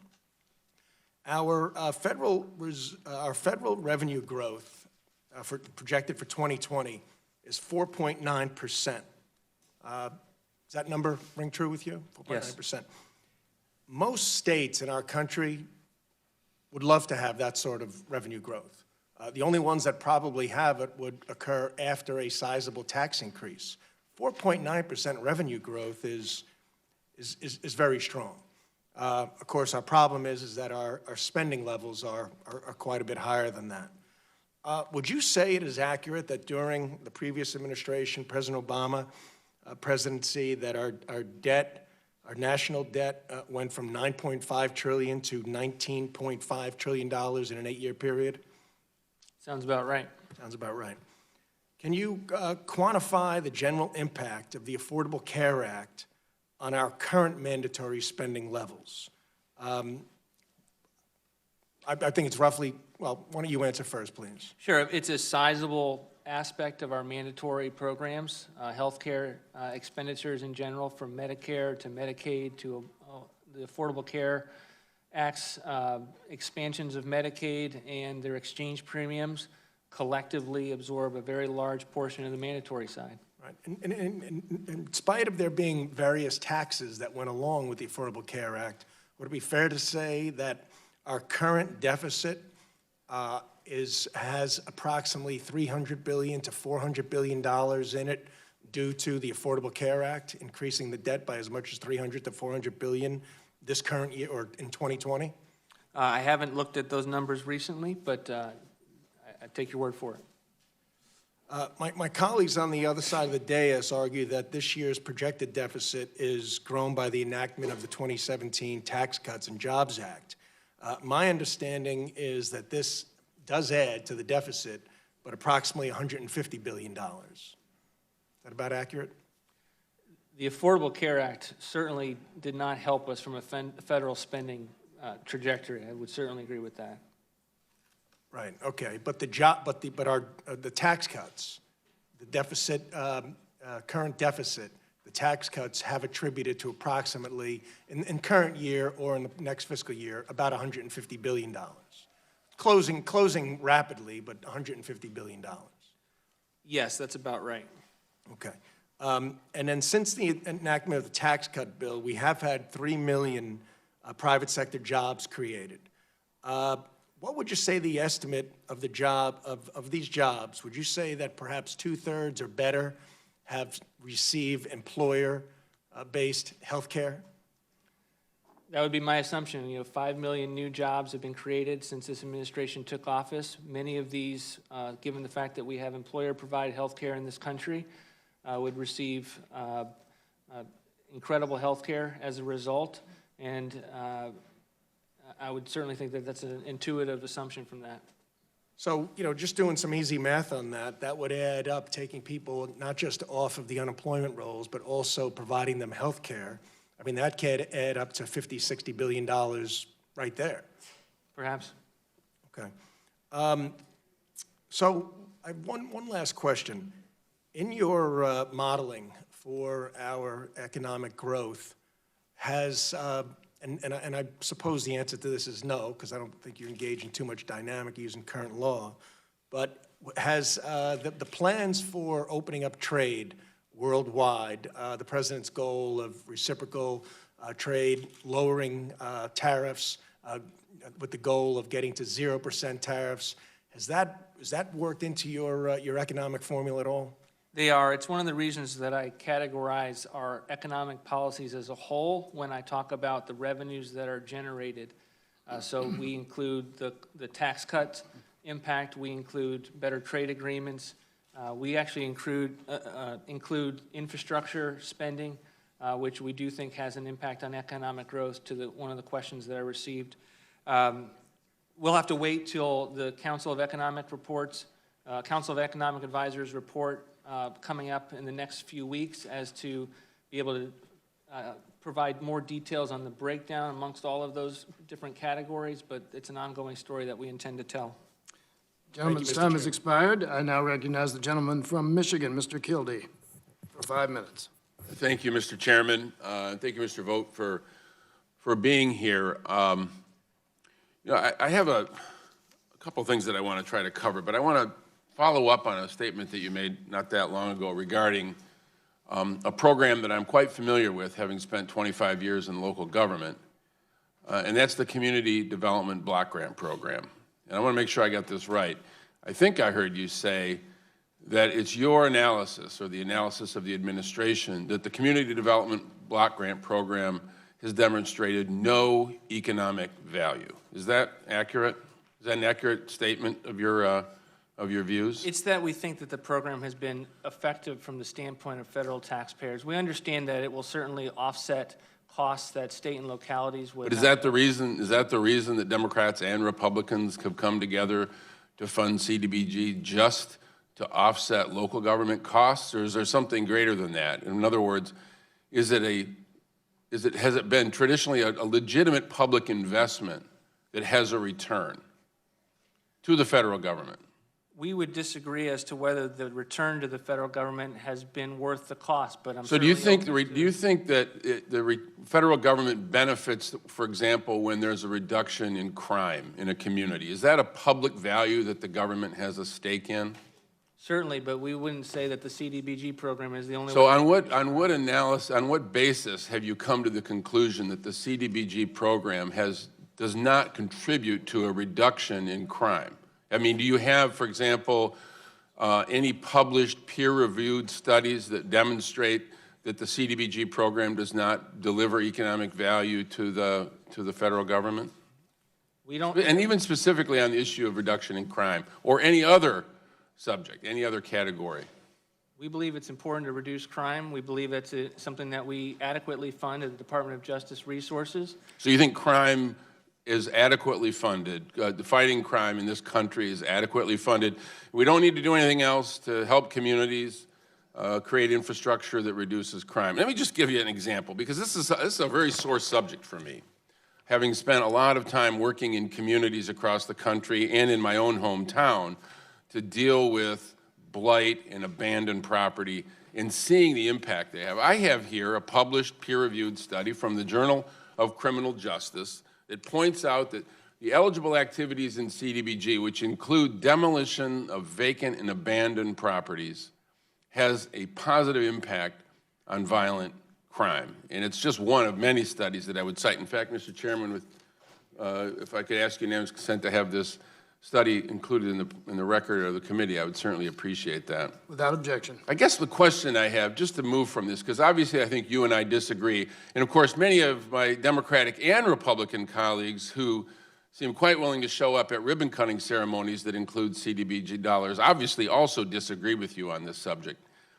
But I understand your point that you assert that cutting taxes contributes to economic growth and has a positive overall impact ultimately on tax revenues. I disagree with the analysis, but I understand that's your point of view.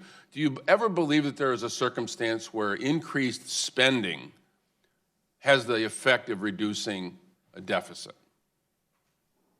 I can't think of a scenario. So you don't believe that, for example, if the National Institutes of Health were able to somehow, through the work of this Congress, double the amount of research into diabetes, and if the amount of research going into diabetes led to, in 5 years, a cure for diabetes, do you think that would have a positive impact on deficits, on spending, on the overall impact that dreaded disease has on our economy? It would certainly have positive impact. So cutting the National Institutes of Health, by definition then, could reduce the possibility of that positive impact. Is that correct?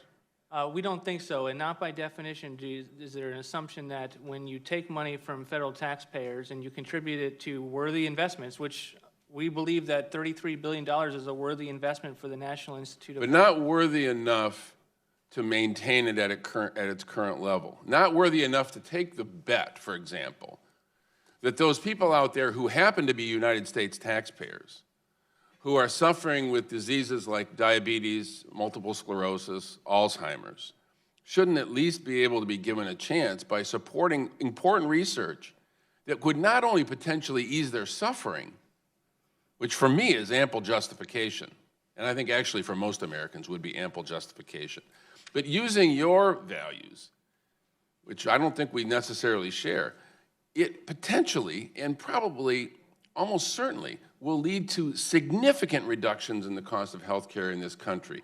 Easing suffering does not necessarily mean we can also do something positive, have a positive economic impact. So whether it is research into dreaded diseases, cleaning up abandoned houses in beat-up old neighborhoods, or, for example, the reduction that you Gentleman's time has propose expired. in drinking water, clean drinking water, what I would simply suggest is consider internalizing the positive and negative externalities in these decisions, and I think what you'll find is that a different set of priorities would take us a lot further. I yield back. Can I briefly respond, Mr. You may respond.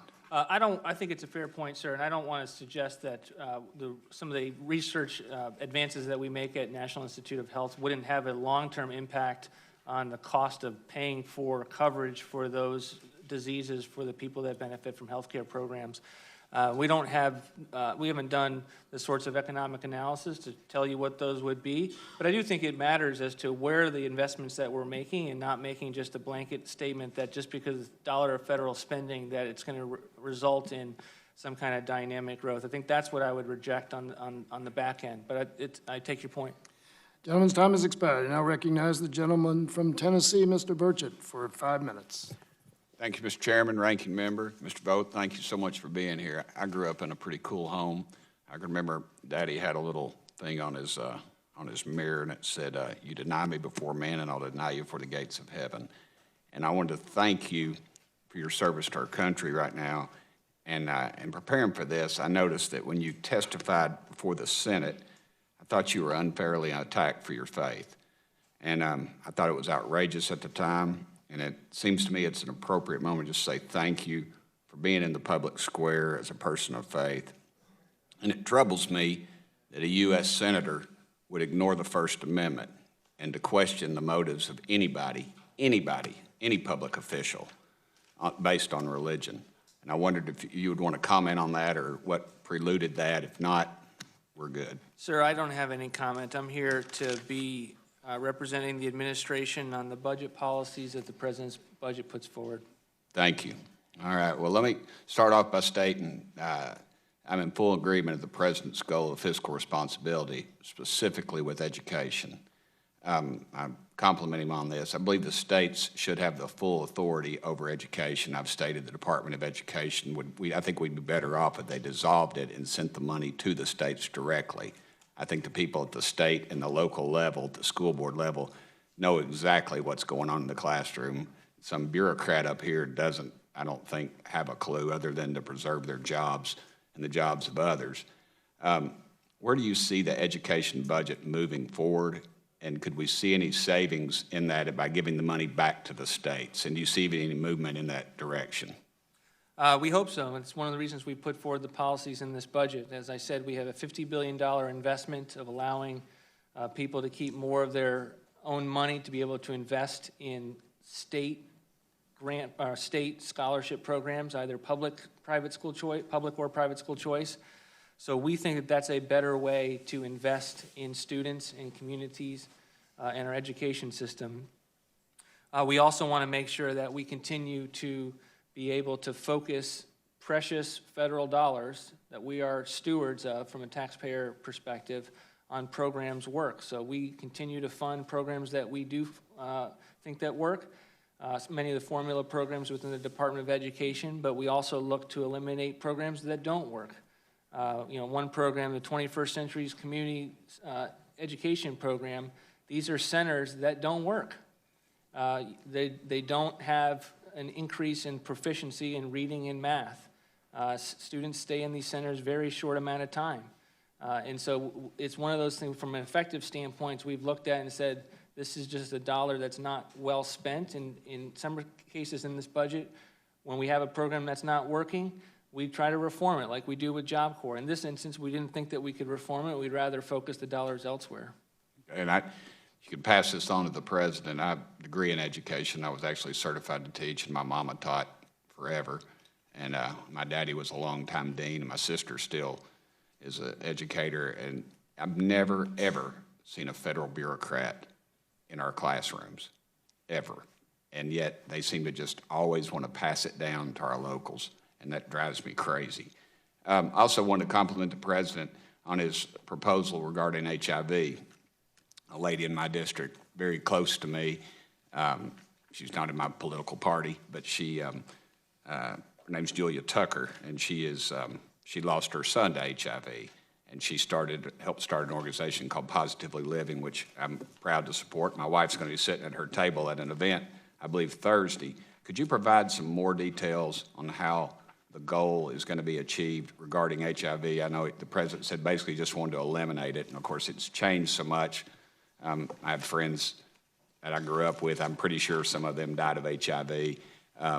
They were just more or less ostracized, but now it seems we've got medication, we've got things, but it's so dadgum expensive. Is there some way you could address that, please? Sure, thank you for the question. It's one of those initiatives in this budget that we're very proud of. As we went through the budget process, we worked with the Department of Health and Human Service, and they put forward a proposal. They said, look, we can make serious gains in here based on the drugs that are out there, but we need people to be tested. And one of the $300 million investment in this budget, it is allocated within HHS. There's money for HRSA, there's money for the Ryan White healthcare programs, there's some money for Indian Health Services, and we're really predominantly trying to increase the testing to be able to make sure that people can get the life-saving medications that have now been developed and can fundamentally change and prolong their life, which is fantastic. Gentleman's time has expired. And now recognize the gentleman from New York, Mr. Morelli. Thank you, Mr. Chairman. Mr. Vought, thank you for your testimony today. A couple of quick observations and then a couple of questions, if I might. The tax cut bill, which has been referred to, I think is generally perceived to be a tax cut for wealthiest Americans, and consensus by economists that the stimulus was largely unnecessary during the, as it relates to tax policy, during an economic expansion which was well underway for 6 years prior to this administration. In fact, if you look at all charts from 2010 on employment, wages, unemployment rates have continued on an upward path since 2010. Tax cut did not pay for itself. I think that's been pretty well established, and does not have appeared to have added to the long-term economic expansion, although there may have been some short-term stimulus. And the tax bill also capped state and local tax deductibility, which has long been a part of our income tax structure since it was created in the 19th century. Would the President and the administration support elimination of the cap on the SALT deduction?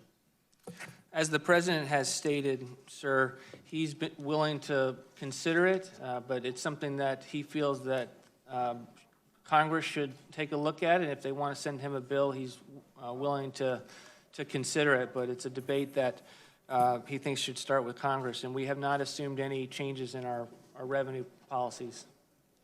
I want to go back to something that I think was raised by the gentleman from California, Mr. Peters, earlier. He talked about, and I just want to make sure I get this, that related to not only the CBO's budget projections, or economic projections rather, but the Federal Reserve and most private economists do not agree with the administration's assessment on the rate of growth. In fact, I know a number have indicated they think 3% is unlikely to be maintained in the long run, that we barely got to 3% in 2018, may have been impacted somewhat by temporary stimulus, and they forecast, I think CBO forecasts, annual average growth rate of less than 2%. You indicated in your testimony that you had not even considered or projected a lower than expected growth rate, but given the fact that there is a substantial body of economists, both in the public sector and private sector, who don't agree, I can't imagine you haven't looked at projections that aren't at 3%. Is that what your testimony was, that you haven't even considered that? We know it will have an impact on it, and we've had some rough modeling, but it's not the type of precision that we would be able to put forward like we do with the economic report of the president. I would mention with regard to the private forecasters, they were wrong. The first 2 years, they said it was outrageous and ludicrous, and we were proven right in both years. We're the most accurate administration in history as far as the data has been collected. I do note that even in the budget, as I understand it, 2025, which is when there is a substantial, likely to be, I think CBO estimates that it will boosted modestly economic growth, but ultimately serves as a drag on growth rates beginning in 2025. And I wondered if you're modeling, it obviously is different from CBO. How do you adjust for that? What is your explanation of what is different in the two models? And I do note also, even in the president's budget, that in 2025, it does show a substantial dip in the growth of receipts starting in 2025. Specifically, the difference between us and CBO as it pertains to the out-year growth rates has to do with capital formulation and the fact that CBO does not, we believe, track with the economic literature that suggests that there will be significant increases in capital investment. We're already seeing that year to year with the figure that I gave earlier with the increase in non-residential fixed investment of increasing 7%.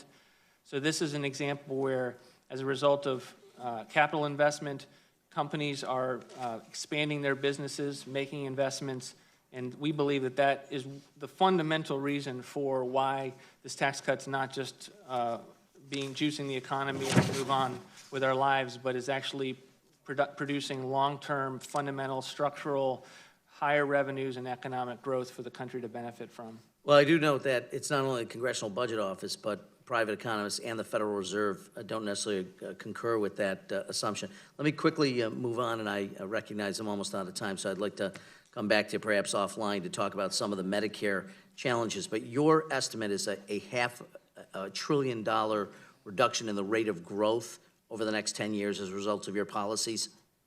Yes, we have $517 billion in savings in Medicare. These are program integrity, drug pricing reductions, and a number of scenarios where we think that just common sense would dictate that we pay particular sites of care the same, whether they are a skilled nursing facility or a long-term care hospital. Thank you.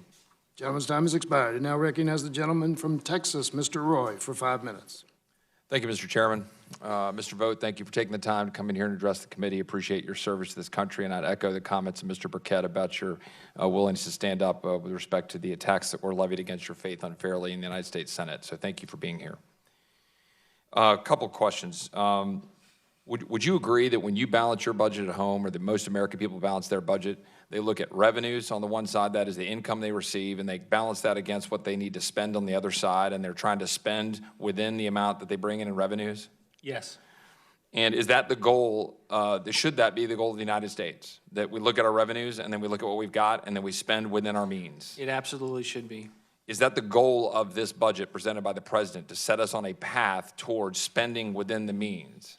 It is absolutely, and I appreciate the question, Congressman, because it would be easy when you don't balance within 10 years, which is the normal budget window that budgets provide for, to say balance isn't important. We don't believe that. We believe that balance is important, that it's the debate that every family has across this country about what they can spend versus what they bring in. And we want the federal government to operate more like an American family from that standpoint, which is one of the reasons we said, all right, what can we do outside the normal window? We can get there within 15, and we did so. Well, thank you, and I appreciate you presenting a budget that actually balances, albeit in 15 years. You know as well as I do, I'd rather see that in 10 or 5, but I appreciate you at least submitting one that balances. Question, in order to do that on the revenue side, right, we need to get revenues up or keep them up. And is that what you're assuming based on the economic growth under this president's policies, that we're getting revenues up? Absolutely, yes. And in doing so, I've heard a lot of concerns about the cost of the tax cuts, the so-called cost of the tax cut. Would you agree that CBO last year said that that cut initially would cost $1.69 trillion, but amended that based on, CBO, by the way, not y'all, amended that based on increases in revenue, amended that down that we would save $1.1 trillion out of that because of economic growth, because we would have $6.1 trillion bigger economy by 2027. We'd save $150 billion on the entitlement side of the ledger, and that would leave us with a $440 billion net cost because of tax increases. Does that sound right with what CBO said? I do believe it sounds right with what CBO said. The basic point, I think, is that CBO, there's been a debate the last 3 years, is does tax cuts lead to economic growth? Does it increase revenues? And we believe that CBO is coming our way in saying that since the president took office, there's been $1.3 trillion in additional receipts generated from economic growth. Right. Now, they're not making the same claims that we are with regard to our economic policies covering the cost of the tax cut. I'm not here to say that they are, but we do think that they are providing data points that argue in favor of what we've been arguing for 2 years. And on the other side of the coin, when we talk about spending, is it about 30%-ish discretionary and 70% not mandatory? Correct. And within mandatory, can you please tell me what you feel about the great big press conference that was held on the front of the Capitol on a bipartisan basis with massive proposals to deal with mandatory spending and entitlements? Do you agree with all the points made by members on both sides of the aisle when they stood up and talked about all the reforms to Medicare and Social Security that we saw on the steps of the Capitol recently?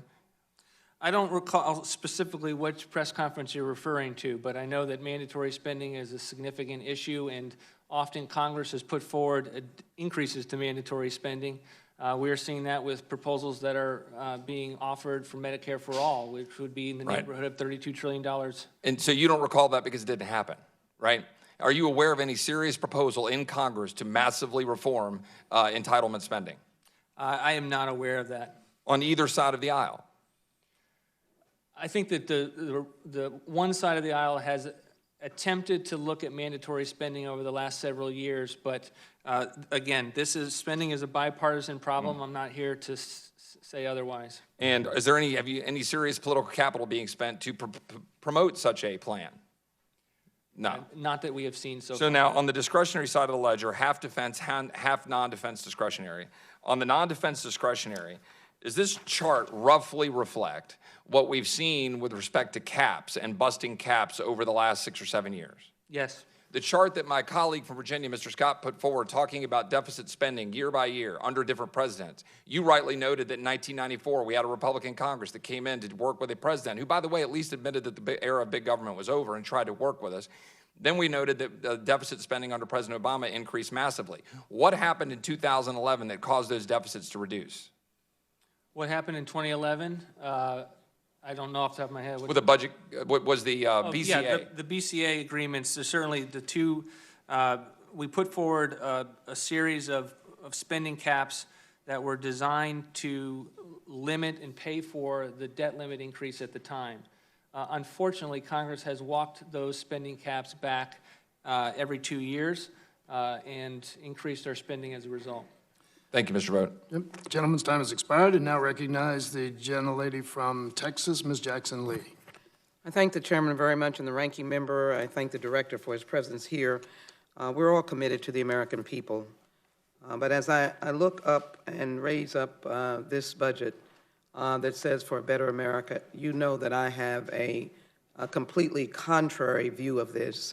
In fact, I think this hurts the most vulnerable in America and people who have worked in America, seniors who have worked in America. And so I want to pose questions along those lines. First of all, I think it is important to note that the top 10% of America's population now average more than 9 times as much income as the bottom 90%. 9 times. Americans in the top 1% average over 40 times more income than the bottom 90%. The nation's top 0.1% are taking in over 198 times the income of the bottom 90%. That's a lot of people. And African-American families with just over $3,500 owns just 2% of the wealth. I don't believe that this budget that is interested in cutting from the very heart of the needs of people, from education to health care to the environment, $2.7 trillion, is seriously committed to working in a bipartisan manner to provide for the great America so that all people have the ability. My questions to you involve issues around Medicare, $850+ billion. How does that in any way make America better when you attack the most vulnerable? As I mentioned earlier, thank you for your statement. I do believe that budgets are about our visions for the country. It is inaccurate to say that our budget cuts Medicare by $845 billion. We increase Medicare every single year. The savings that we include and assume in this budget is $517 billion. The $845 billion number that has been reported in the press comes from the fact that there's not an assumption that we are other places outside of Medicare providing for uncompensated care and graduate medical education in our hospitals. Might We I are- say, if I might, providing for that. if I might, reclaiming my time, if I might, those kinds of shenanigans and manipulation may sound good, but it is accurate that there are cuts coming out of Medicare of $845 billion, almost $850 billion. Also, I want to take note of the fact that here's a president who engages with Russia, North Korea, wants to pull troops out of Syria and Afghanistan. So why in the world are you asking for $750 billion for defense, in contrast to the enormity of the amount of billions of dollars that you're cutting from education, environment, Medicaid, Medicare? What is the purpose of using non-defense discretionary, this statement of mandatory, which makes it sound negative, of course, from the very beginning? Why is that always the target when vulnerable people, from seniors to young people to minorities who've not had equal opportunities in many instances, as you've indicated, the income of African Americans, to the contrary of this administration's representation, it has not been good for them. Why are you going after the vulnerable in this budget? We don't think we are going after the budget, the vulnerable in this budget, Congresswoman. We think that we are trying to find reforms that make sense, that would improve the lives of the beneficiaries. I think one of the 2 points that I think are reflected in your comments that I do want to get to. I think it's fair to say, why are we always looking on the mandatory side? One of the reasons I've been trying to have a conversation with the members on this side of the aisle is that we think that non-defense discretionary spending is an area where we need to do our best to continue to look for efficiencies and get rid of wasteful programs. Well, reclaim my time, if I might, and I appreciate the interest of engagement. Let me make it very clear as I end. This budget attacks the most vulnerable in this nation. It is unequal in wealth. The tax scam is still the most powerful undermining of growth and prosperity in this nation by pushing money toward the top 0.1% or the top 1% and leaving those who can add to the economy along the highway of despair. This budget will not go. I yield back. Lady yields back. Any further comments from the witness? No, sir. Okay, thank you. Now recognize the gentleman from Texas, Mr. Crenshaw, for 5 minutes. Thank you, Mr. Chairman. Director Vought, thank you for being here in your testimony, and I'd like to thank you for your hard work and tough choices that went into the formulation of this budget. One of the benefits of always going last is that I really get to observe the philosophical differences between Democrats and Republicans. And here's a couple of my observations. There's a key difference in how we view spending and where it should occur. There's a key difference in where we view where government services should occur. On the Democrat side, I believe they're overlooking the fact that we have local and state governments. Every single problem, and some of these are real problems, some of these are real investments, but there's this belief that it always has to be solved at the federal level, always.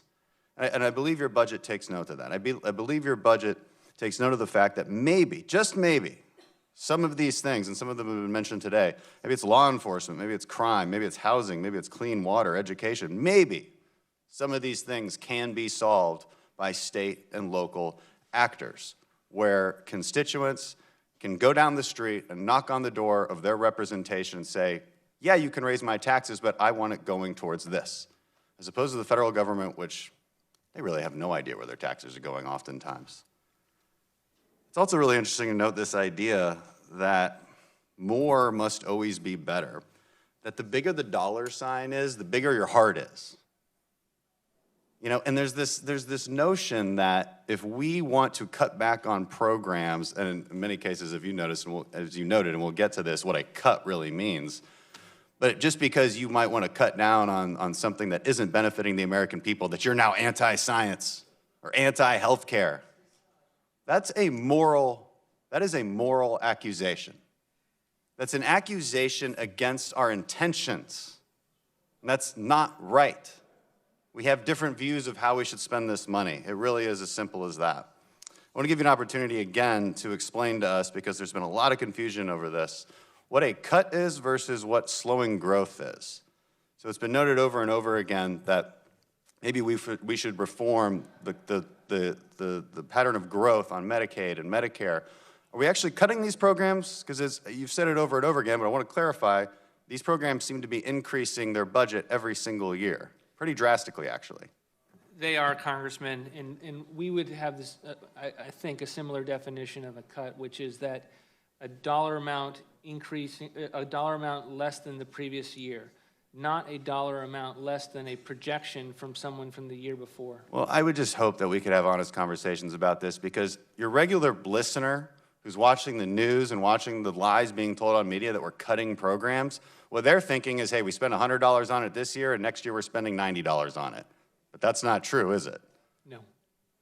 That's unfortunate. I wish we could have an honest conversation, and I wish people would understand, why we might want to reform some of these programs. Social Security disability insurance. Why would I want to reform that? Maybe because I was eligible for it. I was eligible to get thousands of dollars of taxpayer money as soon as I retired from the military. The federal government told me I should get on that. The military told me I should get on that program. I am not disabled. I have a thing going on here, kind of a disability, but I am not disabled. I should not get that money. But that program says I should. There's something wrong there. I'm perfectly capable of working. I want to get to another couple details in my time left here. This budget talks about increasing what people can contribute to their health savings accounts. Does that include direct primary care? Let me get back to you on that particular question, but we are excited about the reforms that we have in health savings accounts, both in Medicare and outside. One of the situations that we see is that the rules of the HSA programs are too restrictive. And so if you have an insurance product that attempts to provide absorb the cost for generics or take care of other preventive medicine to lower their cost and the cost of the beneficiary over time, that if they offer those kinds of insurance products, that then the individual is no longer eligible for an HSA. So what we're trying to do is to say, what's an actuarial way in which we can make that assessment and expand those programs? That's good. I don't have enough time to get you to answer this question, but I want to commend you all for putting paid family leave in there. I think Republicans need to come up with a conservative, sustainable solution to that. In my last 10 seconds, I want to ask you about the cuts to the Army Corps of Engineers budget and why that may be the case. What is the justification for this? There's a backlog of about $100 billion for infrastructure investment. A place like Houston, we cared a great deal about that, and it's a worthy investment for the future. So I'll let you take that. Thank you. Witness may respond. I would like to respond. One of the things that we've been most frustrated with Army Corps is how slow they are with many of the projects. We're trying with this budget to say, continue to focus on the backlog and things that are already underway and making a line in the sand to say not to go forward with new starts, particularly when there's so much disaster money that's in the system that needs to get spent as well. So I certainly get it. We do support Army Corps of Engineers spending, and we think that this is a sustainable level, but we also understand where you're coming from.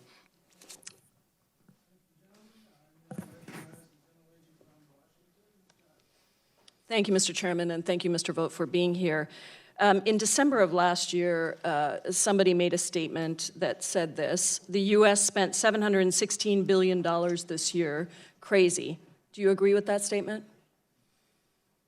No, I don't agree with that statement. You don't agree with that statement. And then in October, there was another statement that was made that said we need to, quote, get rid of the fat, get rid of the waste. And a suggestion was made for a defense budget of $700 billion, which would have been a 2% cut over the previous fiscal year. Do you agree with that proposal? I remember the conversation we had in terms of developing the defense budget for this budget, where we... Do you agree with that statement that the defense budget should be cut by 2% and that we should get rid of the fat and get rid of the waste? Yes or no? I certainly agree that we need to eliminate the fat and the waste. I don't So you agree agree that we with should that? have a reduction of 2%. Okay, so you have just disagreed with the President of the United States. Both of those statements were made by Donald Trump. In December, Donald Trump tweeted, the U.S. spent $716 billion this year, crazy.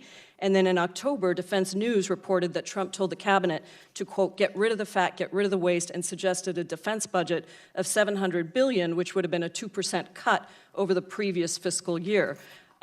Strange support, bipartisan support between what President Trump said and what some of us have been saying for some time. So, Acting Director Vought, how much did the President cut total national defense spending by in his 2020 budget, the budget you have before us today? We are increasing the budget by 5%. And can I respond to the comments the President made? No, let me just go through, and if I have time at the end, I would like to have the chairman give you the opportunity.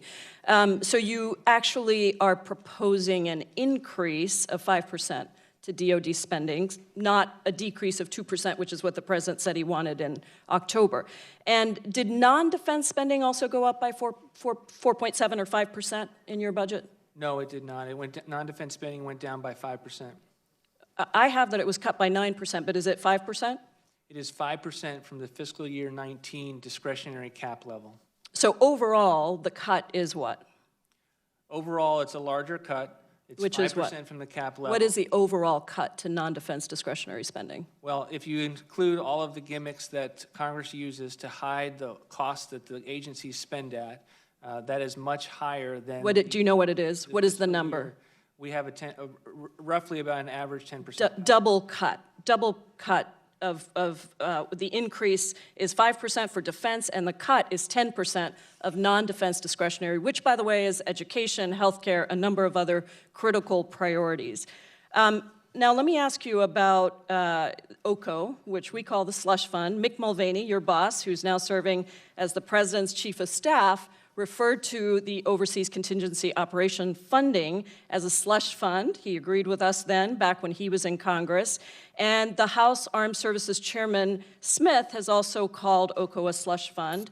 And so let me ask you, in this budget, how much does the president propose cutting the Defense Department's slush fund in fiscal year 20? We propose increasing the... How much are you proposing to increase it by? Increase it up to from $69 billion to $164 billion. So you're proposing to increase a slush fund that has been called that by the President's Chief of Staff and by our chairman of the Armed Services Committee by 138% to $165 billion over 2019. Now, I want to ask you, you made a statement earlier in this hearing. You said the National Science Foundation doesn't need to be immune from waste, fraud, and abuse, correct? I said that the National Science Foundation is not immune from waste, fraud. Is not, okay, doesn't need to be, is not immune. So let me ask you, do you think that the Defense Department should be immune from waste, fraud, and abuse? I don't know. Okay, and do you know when Congress mandated that all government agencies, including the Pentagon, should undergo an audit? Do you know when that happened, what year? A long time ago. It was 1990. It was 1990, almost 3 decades ago. And tell me, Mr. Vought, when was the first audit, comprehensive audit of the Pentagon done? This year, under this This year. So almost 30 years later, we do an audit of an agency that has a $716 billion budget right now. You're proposing a significant increase. And how many of the 21 individual audits that were part of this comprehensive audit of the Pentagon, how many of those failed? So where did the Pentagon just fail all these audits? Do you know, out of the 21? Off the top of my head, no, but I'm sure you do. 14 out of 21. So 2/3 of all of these audits failed, and in fact, 2 just received a passing grade. And auditors estimated that the Pentagon made improper payments, that's their term, which is not necessarily fraud, but it is payments that lacked sufficient or appropriate documentation or approvals, which means we have no idea where that money went, of $957 million in 2017 and $1.2 billion in 2018. So let me ask you, Mr. Vought, do you think that we should continue to increase the Defense Department's budget when we have no idea where that money is actually going and the Pentagon can't even pass an audit, and in fact didn't even do an audit for almost 30 years? Congresswoman, we think that one of the promises kept of this budget is that we're the first administration to actually comply with the statutes of Congress to actually do the audit. And that Well, that's good, and hopefully you take that on before you ask for more money. Thank you, Mr. Chairman. I yield back. The gentlelady's time has expired. I now recognize the gentleman from Missouri, Mr. Smith, for 5 minutes. Thank you, Mr. Chairman. Acting Director Vought, thank you for being here. I believe that Trump's economic policies are clearly working. You testified of a lot of the statistics, the over 5 million plus new jobs. It's clearly the work of President Trump and the Republican Congress in passing the Tax Cut and Jobs Act, reducing unnecessary regulations, creating an energy policy that is now going to be #1 in the world. Various aspects. It's truly the policies of serving the American people and not the government itself. In the president's budget, he makes some difficult spending decisions. While I don't agree with all of them, I commend the president for making these tough calls. The budget cuts $2 trillion in mandatory spending, reins in the cost of health care by giving control back to states and patients, reforms welfare programs while maintaining the safety net, and maintains the historic reforms from the Tax Cut and Jobs Act. In particular, I'm glad that President Trump shares my views on the importance of making the 20% pass-through rate for small businesses permanent. This is an important reform from the tax cut bill that expires in 2025 if we don't act. Thanks to this provision and others from the tax bill, today our economy continues to create jobs and grow at a record rate. And recent polling shows that small business owner optimism is at an all-time high. Mr. Vought, how do you think small businesses would be impacted if the 20% pass-through rate were allowed to expire? We think they would be impacted very negatively, and that one of the reasons that we want to extend the tax cuts in this budget is we want to provide certainty to the businesses that are making investment. I'm not sure as a small business owner how you can make long-term investments when you are facing an expiration in some of these tax provisions. So again, when we talk about promises kept, we are talking about keeping our promise to American taxpayers, in the case of your question, small business owners, to be able to say this was not just a one-time tax cut, but we're actually extending these provisions into permanent law. I also was very glad to hear in the President's State of the Union address about the attempt to increase investment in fighting pediatric cancer research. Could you explain a little bit about that in the President's budget? Sure, it's in a line item that is not just a line item. It's a spending initiative that's very important to the President.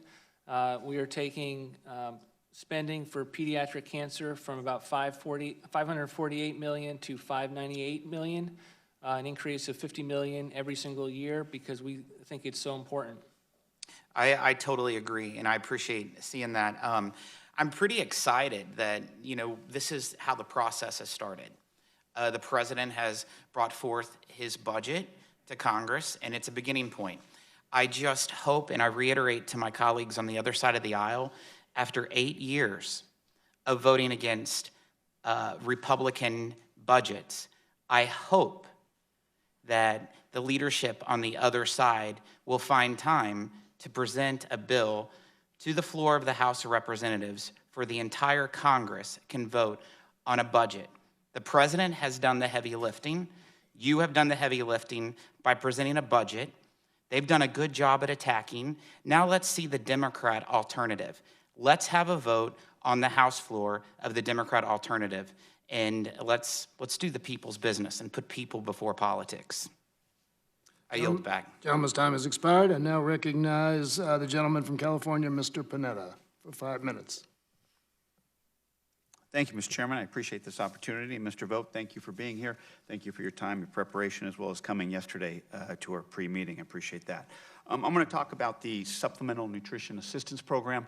Normally, the gentlewoman from Connecticut would be asking you a lot of questions about this, but fortunately for me, she's not here, so I get to answer these questions. She may come a little bit later, and I'll be throwing you some softballs compared to her hardballs, I can tell you that much. You're well aware what the Supplemental Nutrition Assistance Program is, SNAP. I'm sure you're well aware of the 42 million people in this nation that rely on it, as well as 18 million children and 74,000 people in my district on the Central Coast of California who rely on the Supplemental Nutrition Assistance Program, otherwise known as food stamps. Now, in this budget, you find savings of over $220 billion over 10 years from that program specifically, correct? We do have savings of that magnitude. Okay. And 3 months ago, you're aware that the Farm Bill was passed, obviously, right? Mm-hmm. And in that process of getting to a Farm Bill, and I would call it a bipartisan Farm Bill, Democrats and Republicans voted on it, in which they rejected the mandatory work requirements that are being imposed in this proposal, this budget right now, correct? You're right that there was not a work requirement in the Farm Bill that the President signed. Even though it was proposed initially on that Farm Bill, but then rejected in order to pass the Farm Bill, correct? Correct. Thank you. And one of the reasons I can tell you is being on the Ag Committee at that time, one of the reasons why that proposal failed was because there was absolutely no evidence that those proposals would work.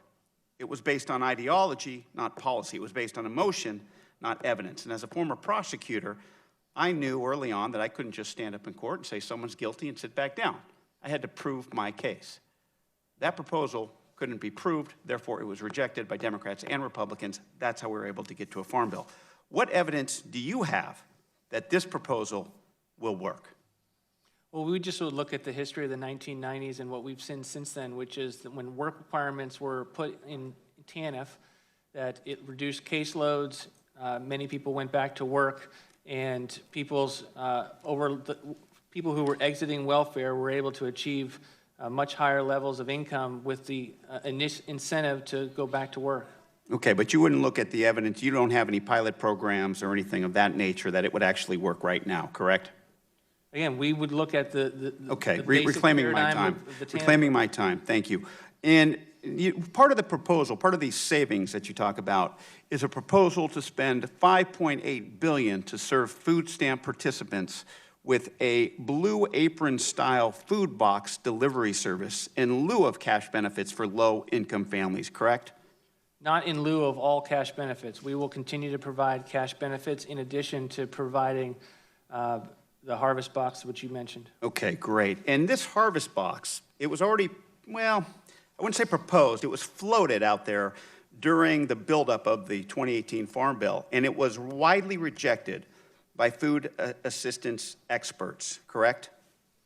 Not all good ideas, time has come, and we continue to put forward a reform that we think is one that we're excited about. It was proposed last year's budget. It was not enacted in the Farm Bill, and we continue to see the value in it. Because there were such issues like distribution. Do you know whether or not this food box would be distributed door to door? Those are the kinds of questions that we think that the policy process and working with Congress would answer. But we've had a lot of feedback from working with the private sector that would be interested in engaging with us on this, and so we think it has a lot of merit. And what would happen when people aren't home, Mr. Vought? What would happen in the time of natural disasters? Would it be distributed through a distribution center? Do you know any of these details? We're not prepared to offer a lot of details in the proposal, but other than that, to say fine. that we think That's fine. that Reclaiming my time. Thank you. Do you know what would be in this food box? Yes or no, please? We've been working with the United States Department of Agriculture to ensure that a balanced diet of all the staples. Let would me be in tell this you what food was in box. the last food box that was proposed. Juice, cereals, pasta, peanut butter, canned fruits and vegetables, shelf-stable milk, oh, and I forgot, canned meat. Now, I haven't ate today, at all today, and it's lunchtime, but I'm not hungry right now after reading that. Are you hungry? Again, this was not meant to replace the benefits that are currently receiving. There will still be cash benefits. And I would just say, these are the types of details that we would actually hope that we can work with you on. It's not a static proposal.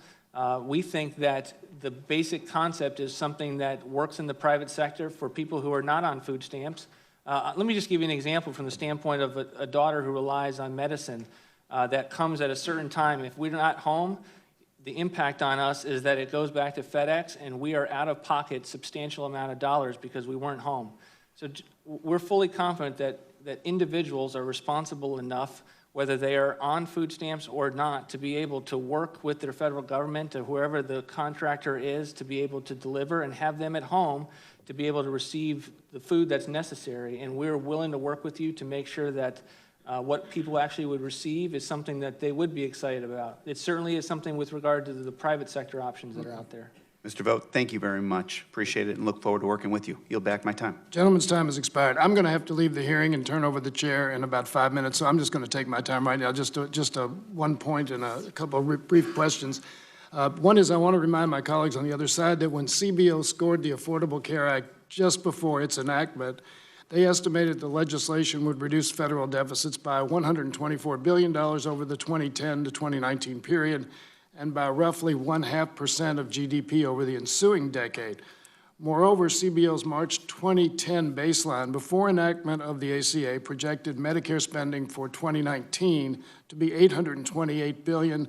CBO's latest baseline projects Medicare spending for 2019 to be $632 billion. So projected Medicare spending is almost 1/4 less than it was before the ACA, in part due to the significant cost containment measures and delivery system reforms in the law. And I might mention that I remember well during 2009 and 2010 when we proposed $750 billion in cost savings to Medicare, and my colleagues on the other side, many of whom who are now on the committee, were not there then, but battered Democrats for the same argument that you're now making versus with regard to your reductions in Medicare. But my one question is, your budget contemplates the full repeal of the Affordable Care Act, is that correct? I wouldn't say it's the full repeal at all. You repealed Medicaid expansion in the budget. We have a repeal and replace of Medicaid with state healthcare block grants. And Right, so and we say the fair way to comparison is to add the state, the Medicaid program dollars going forward and those state healthcare block grants to figure out what is the amount of money that states would have to meet the needs under the statutes to provide healthcare coverage. The current structure of Medicaid expansion would be replaced. So in Kentucky, where nearly 500,000 of 4.4 million residents now receive their health care through the Medicaid expansion, would be in serious jeopardy of losing their care, wouldn't We they? don't believe so, sir. Let me just walk you through the numbers on Medicaid. We have $1.48 trillion in savings in Medicaid, but we replace that with $1.2 trillion in spending for these state block grants, in which we assume a lot of the policies of the Graham-Cassidy legislation that would continue to ensure that populations are covered with health care. Right now, under the ACA, the federal share of Medicaid reimbursement is 90% under the law. It would not be under your replacement plan, is that correct? That's correct. So there would be, assuming that a state even continued to insure the same amount of people, the federal contribution would be significantly lower. Is that Correct, and we think that's an important part of the reform, that with the ACA, we've moved away from paying 57% on average for the most important and needy populations, and now we're paying for 90% of the costs of populations that Medicaid was never intended to cover. We think that as a result, from a program perspective, that Medicaid has lost focus on the disabled, that Medicaid has lost focus when it comes to women and children as opposed to able-bodied adults that Medicaid expansion now covers. We think that there's a fundamental incentive problem within the current Medicaid program. You would get a significant argument from the 80,000 people in my district who now have Medicaid coverage because of the expansion and the other 420,000 in Kentucky. So I will yield back my time and recognize Ms. Omar of Minnesota for 5 minutes. Thank you, Chair. Thank you, Mr. Vaughn, for your testimony today. I wanted to talk a little bit about how your budget proposal is going to have impact on the millions of vulnerable children across this country. I wanted to tell you a little bit about the impact that I see that it will have, because I don't feel like you or this administration or Trump gets it. In America, 1 out of 5 children struggle with hunger. And for many of these children, the free lunch and breakfast that they get in school is often the only meal they get to have. Yet the budget that you're proposing, and this administration and Trump is proposing, makes a $1.7 billion cut from school meals over the next 10 years. A cut that largely would result in more than 29,000 children losing access to free school meals program in my home state of Minnesota alone. What this budget does is quite literally take food out of the mouths of children. How can these kids be expected to be present and fully present in classes, to learn in the same space as other kids? How can we expect them to reach their full potential? And how can we expect them to be able to be on the same footing as other kids around the world? I often say that budgets are a value statement, as you have many times in this committee. And you said that we are committed to having promises kept. What does this budget and your proposal in cutting the child nutrition programs say about the promises that we want to keep to children and where our values really are? Thank you for the question, Congresswoman. We don't think that our budget cuts the programs that you refer to. Specifically, we think that it's important that high-income schools that are currently grouped together right now to receive benefits because they're grouped with low-income schools, that's unfair for the programs themselves. Similarly, some of the reductions that you've talked about are with regard to one-time rescissions that are not needed to be able to cover all of the children that we currently project. And we know Congress does the same analysis. Yeah. How is the assessment made what child deserves to eat and what child doesn't? My understanding is that we should care about every single child arriving in that school, having the resources that they need to be able to get educated and be fully present. We have parents who might fall off the threshold of whatever that income is, who might not be able to pack a lunch or a breakfast or milk or a cookie or an apple for their kids. Should those kids not be able to have meals in the school so that they can be fully present in that classroom? Is that what this administration values? We believe it's important that communities that are otherwise ineligible to receive these types of benefits not receive these benefits, and that only the communities that are eligible receive them. But how is the judgment of what the value of the benefits is made? We are talking about children in our classrooms. We are talking about America's most vulnerable. Earlier, you talked about the harvest box. You said if they are not home, that they should pay a price. No, I didn't say that. That was the example you used, that if you're not home, then you pay a fee. No. So what penalty would you think should we propose for people who might not be home to receive juice or a cereal box or a canned meat? I specifically was not referring to suggesting that they should pay a penalty. The point I was making, Congresswoman, is that we don't think that it matters where you are on the income scale to be able to determine a certain level of responsibility to receive in the mail that which you are expecting to receive in the mail. We think that human beings are responsible from that standpoint. I get that. What I am saying is we have a responsibility to make sure that here in the United States, people are fed. We are talking about food. We are talking about children having food. We agree. We give humanitarian assistance to people around the world because we believe people should not experience food insecurity. People should not starve. But here in the United States, we decide to increase a defense budget that might lead to not having our budgets be fully intact, but we decide to say that we don't have enough money to feed our most vulnerable. Thank you. That is the decision we're making. Thank you, Ms. Omar. The time has expired. The chair will now recognize Ms. Schakowsky from Illinois. Thank you. It is incredible to me, and I want to associate myself with the remarks of Congresswoman Omar. 1 out of 5 American children is considered food insecure. That is scandalous, I think. I want to say that this budget envisions really, I think, a radically different America than I believe most Americans can and want to envision. This budget is built on the politics, I think, of division, the politics of resentment, which on the one hand should not surprise anyone, given the president who kicked off his campaign by attacks on people of color and immigrants.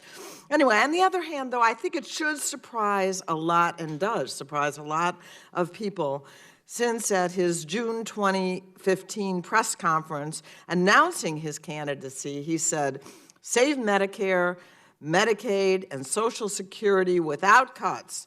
Have to do it," he said.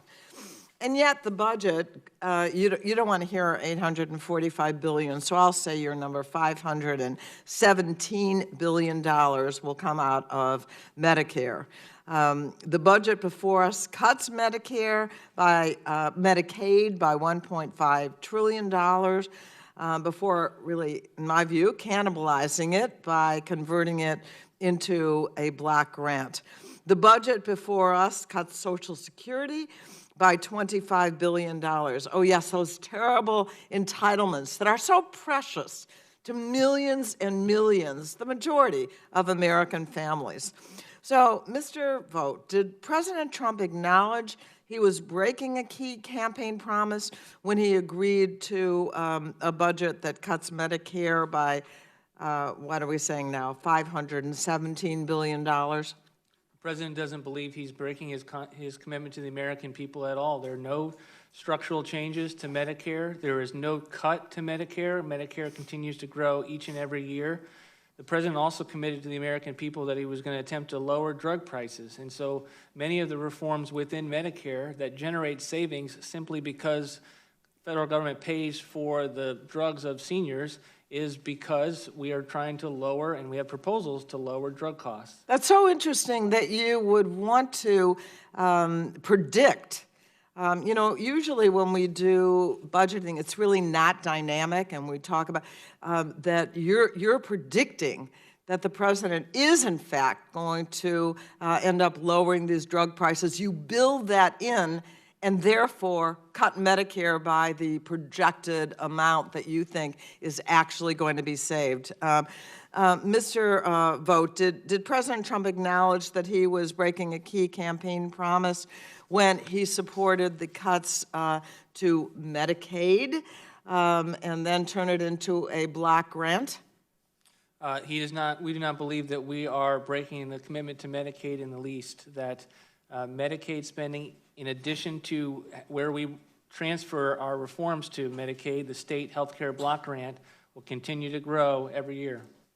You think that all the states in the nation, you predict that, are going to continue to make sure that low-income people, most of whom are children, are going to have as much money for Medicaid by transferring all that authority to the states to decide?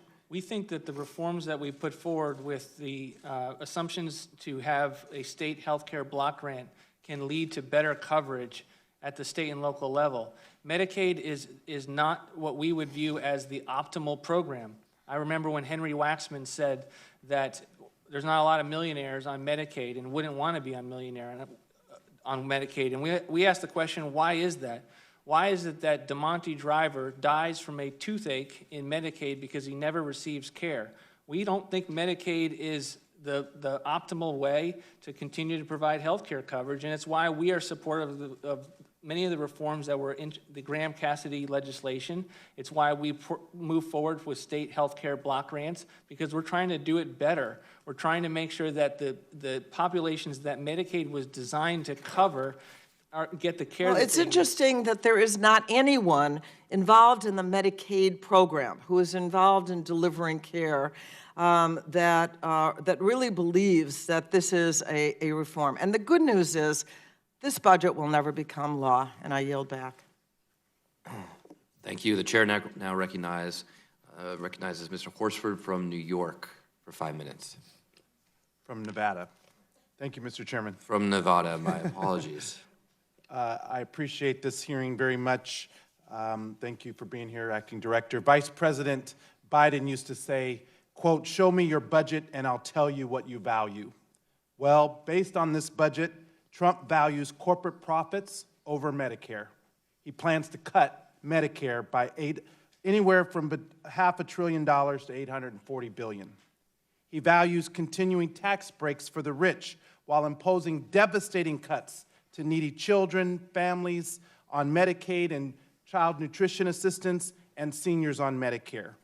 This is his budget. This is the GOP budget. Sadly, few of my colleagues on the other side are here to continue to defend this budget. You have a tough job. I hope a vote is scheduled on this bill so that every single member of this body has to demonstrate where they stand and what their values are. You talked about vision. I think it speaks a lot to our values. First, I want to cover something specific to my district and address the Yucca Mountain Nuclear Waste Repository located in Nevada's 4th District, about 90 miles northwest of Las Vegas.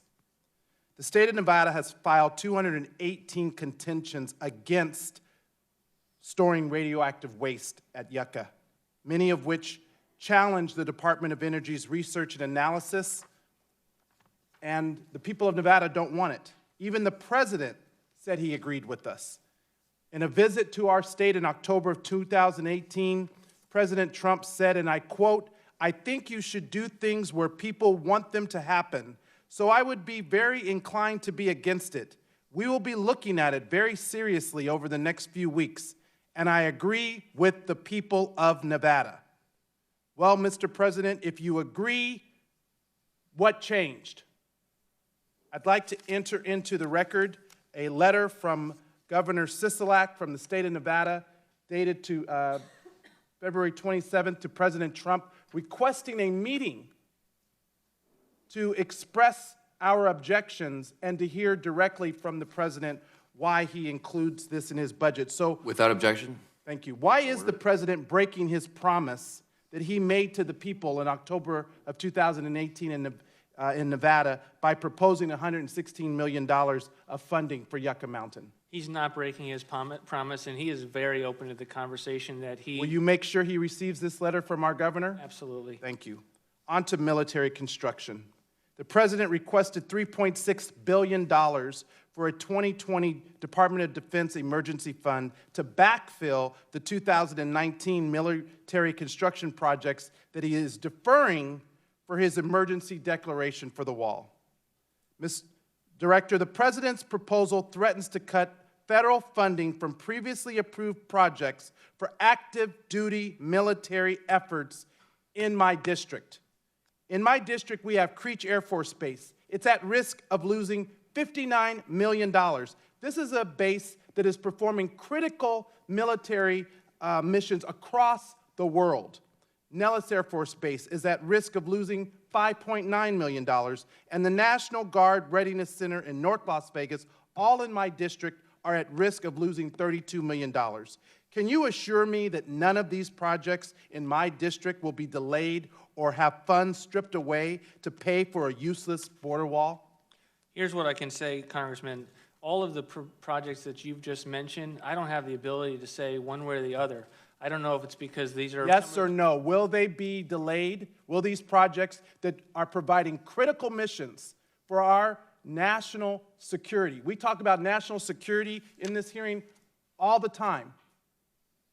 And you guys are proposing to move money from active duty military that's in need in order for these individuals to meet their obligations.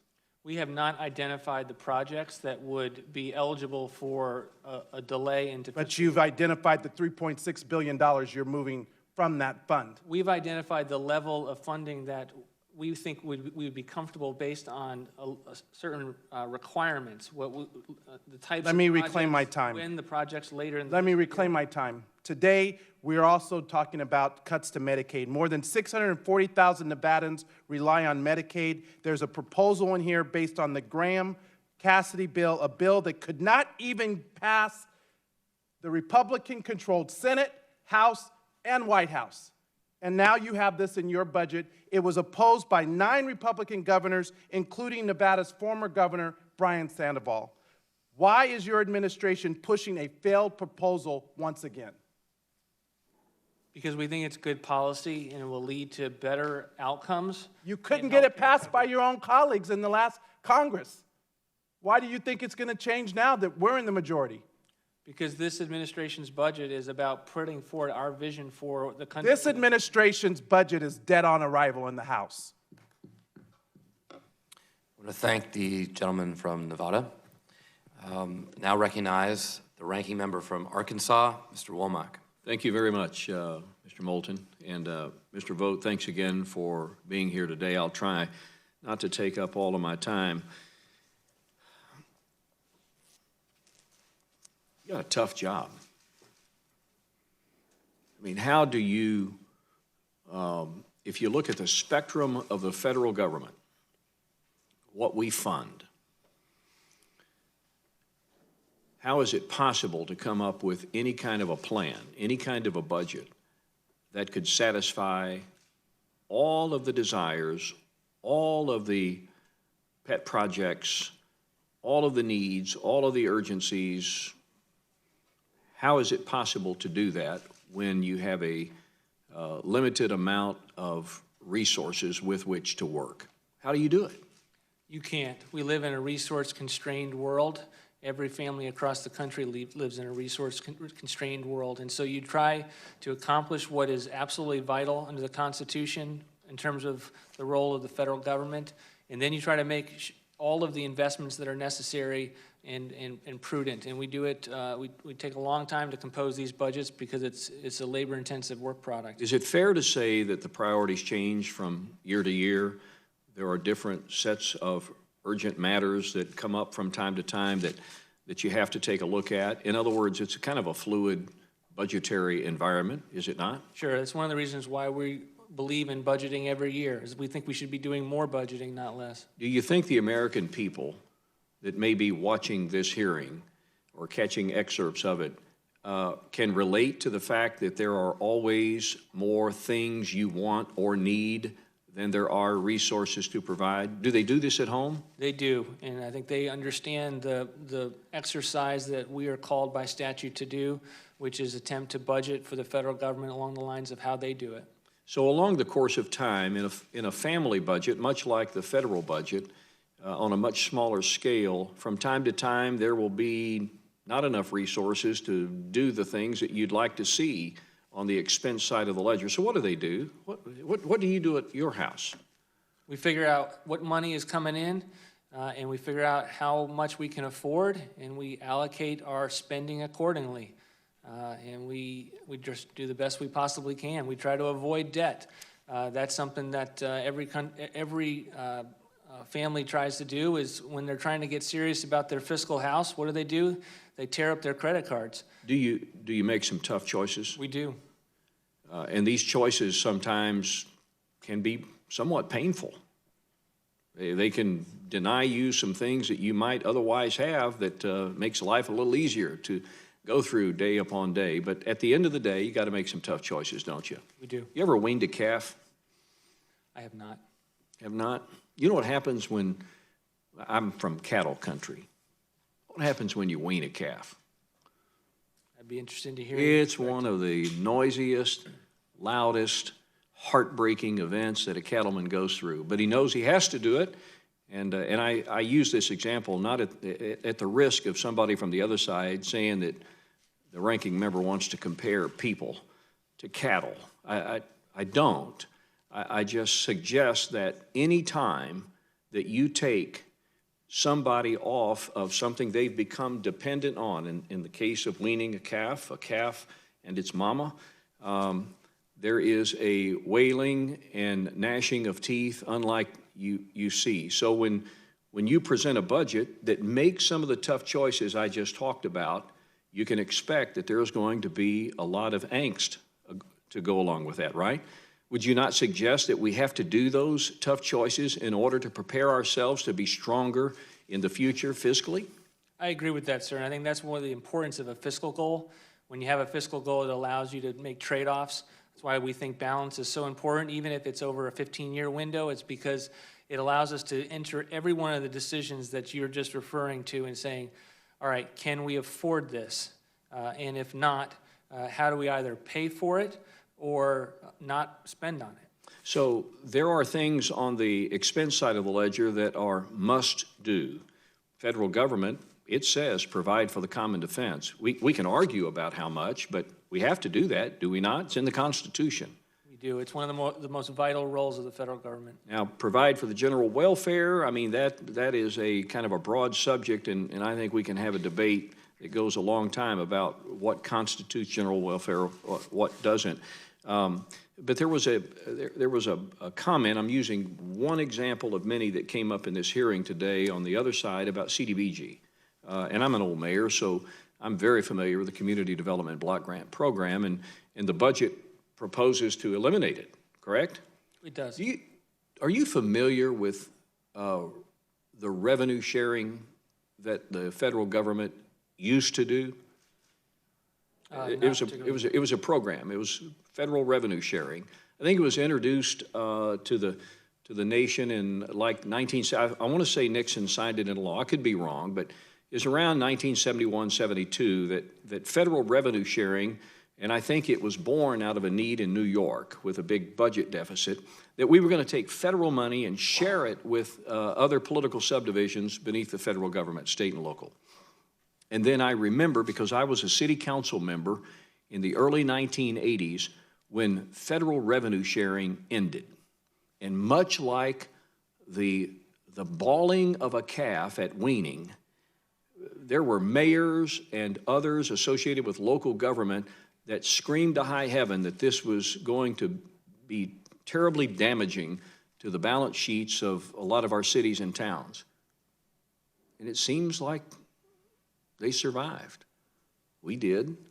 But we became dependent on something, and it was part of our regular revenue stream, and so therefore we just assumed it was always going to be there. $22 trillion in debt is a lot of money. Do you not agree? I totally agree. $1 trillion deficits that will feed into that $22 trillion is a lot of money. Would you not agree? Totally agree. So in order to make the tough choices we talked about earlier, we're going to have to examine the spectrum of the federal government. And as you said early on in your testimony, I think it was in response, it may have been in your opening, but certainly early on in one of your responses, you talked about how it was important for federal bureaucracies on the discretionary side, because we spent a lot of time talking about mandatory spending, but you said on the discretionary side, we cannot forget that there are places where we can reanalyze our priorities and approach our budget perspective in a sense that we're addressing the urgent needs with an eye on fiscal responsibility. Did you not? I did say that. And so as part of your budget, you do advocate for that the discretionary budget of the of the federal government cannot be held exempt from a lot of the examination that we've talked about on the mandatory side. Absolutely. We don't believe any part of the federal government spending should be exempt. Okay. You've got a difficult job, and before I close, I just want to acknowledge a number of people that are seated behind you. I'm assuming that a lot of these folks are staff. I know there's one guy back there with red hair that used to work for me, so I know he's part of your staff. And I just want to give a shout out to your staff because they've spent a lot of midnight oil trying to prepare a document that a lot of people are going to throw a lot of tomatoes at. But between now and the time that we fund the government on October 1st of 2020, we've still got a lot of ground to plow and a lot of decisions to make that between the legislative and executive branch, we'll do our best to put America's priorities. I appreciate that, saying that, Congressman, and I appreciate the staff, as you mentioned, that has done so much to prepare this budget. It's a six-month process, and it takes a lot of late nights, and so I thank you for reflecting that. Yeah. Thank you very much for your testimony. I yield back. I want to thank the ranking member. This is obviously a difficult and contentious process. I certainly agree with you on that. Mr. Vought, I certainly hope that to pick up the analogy of weaning calves, that it's clear from your budget that the administration hears the bawling, the angst of the most privileged in America who are afraid of losing their tax cuts. And I just hope that the administration can also hear the bawling, the angst of the least privileged Americans who are just trying to feed their families. So thank you, Acting Director Vought, for being with us today. Please be advised, members can submit written questions to be answered later in writing. Those questions and your answers will be made part of the formal hearing record. Any member who wishes to submit a question for the record may do so within 7 days. Without objection, this hearing is adjourned. Take care, buddy.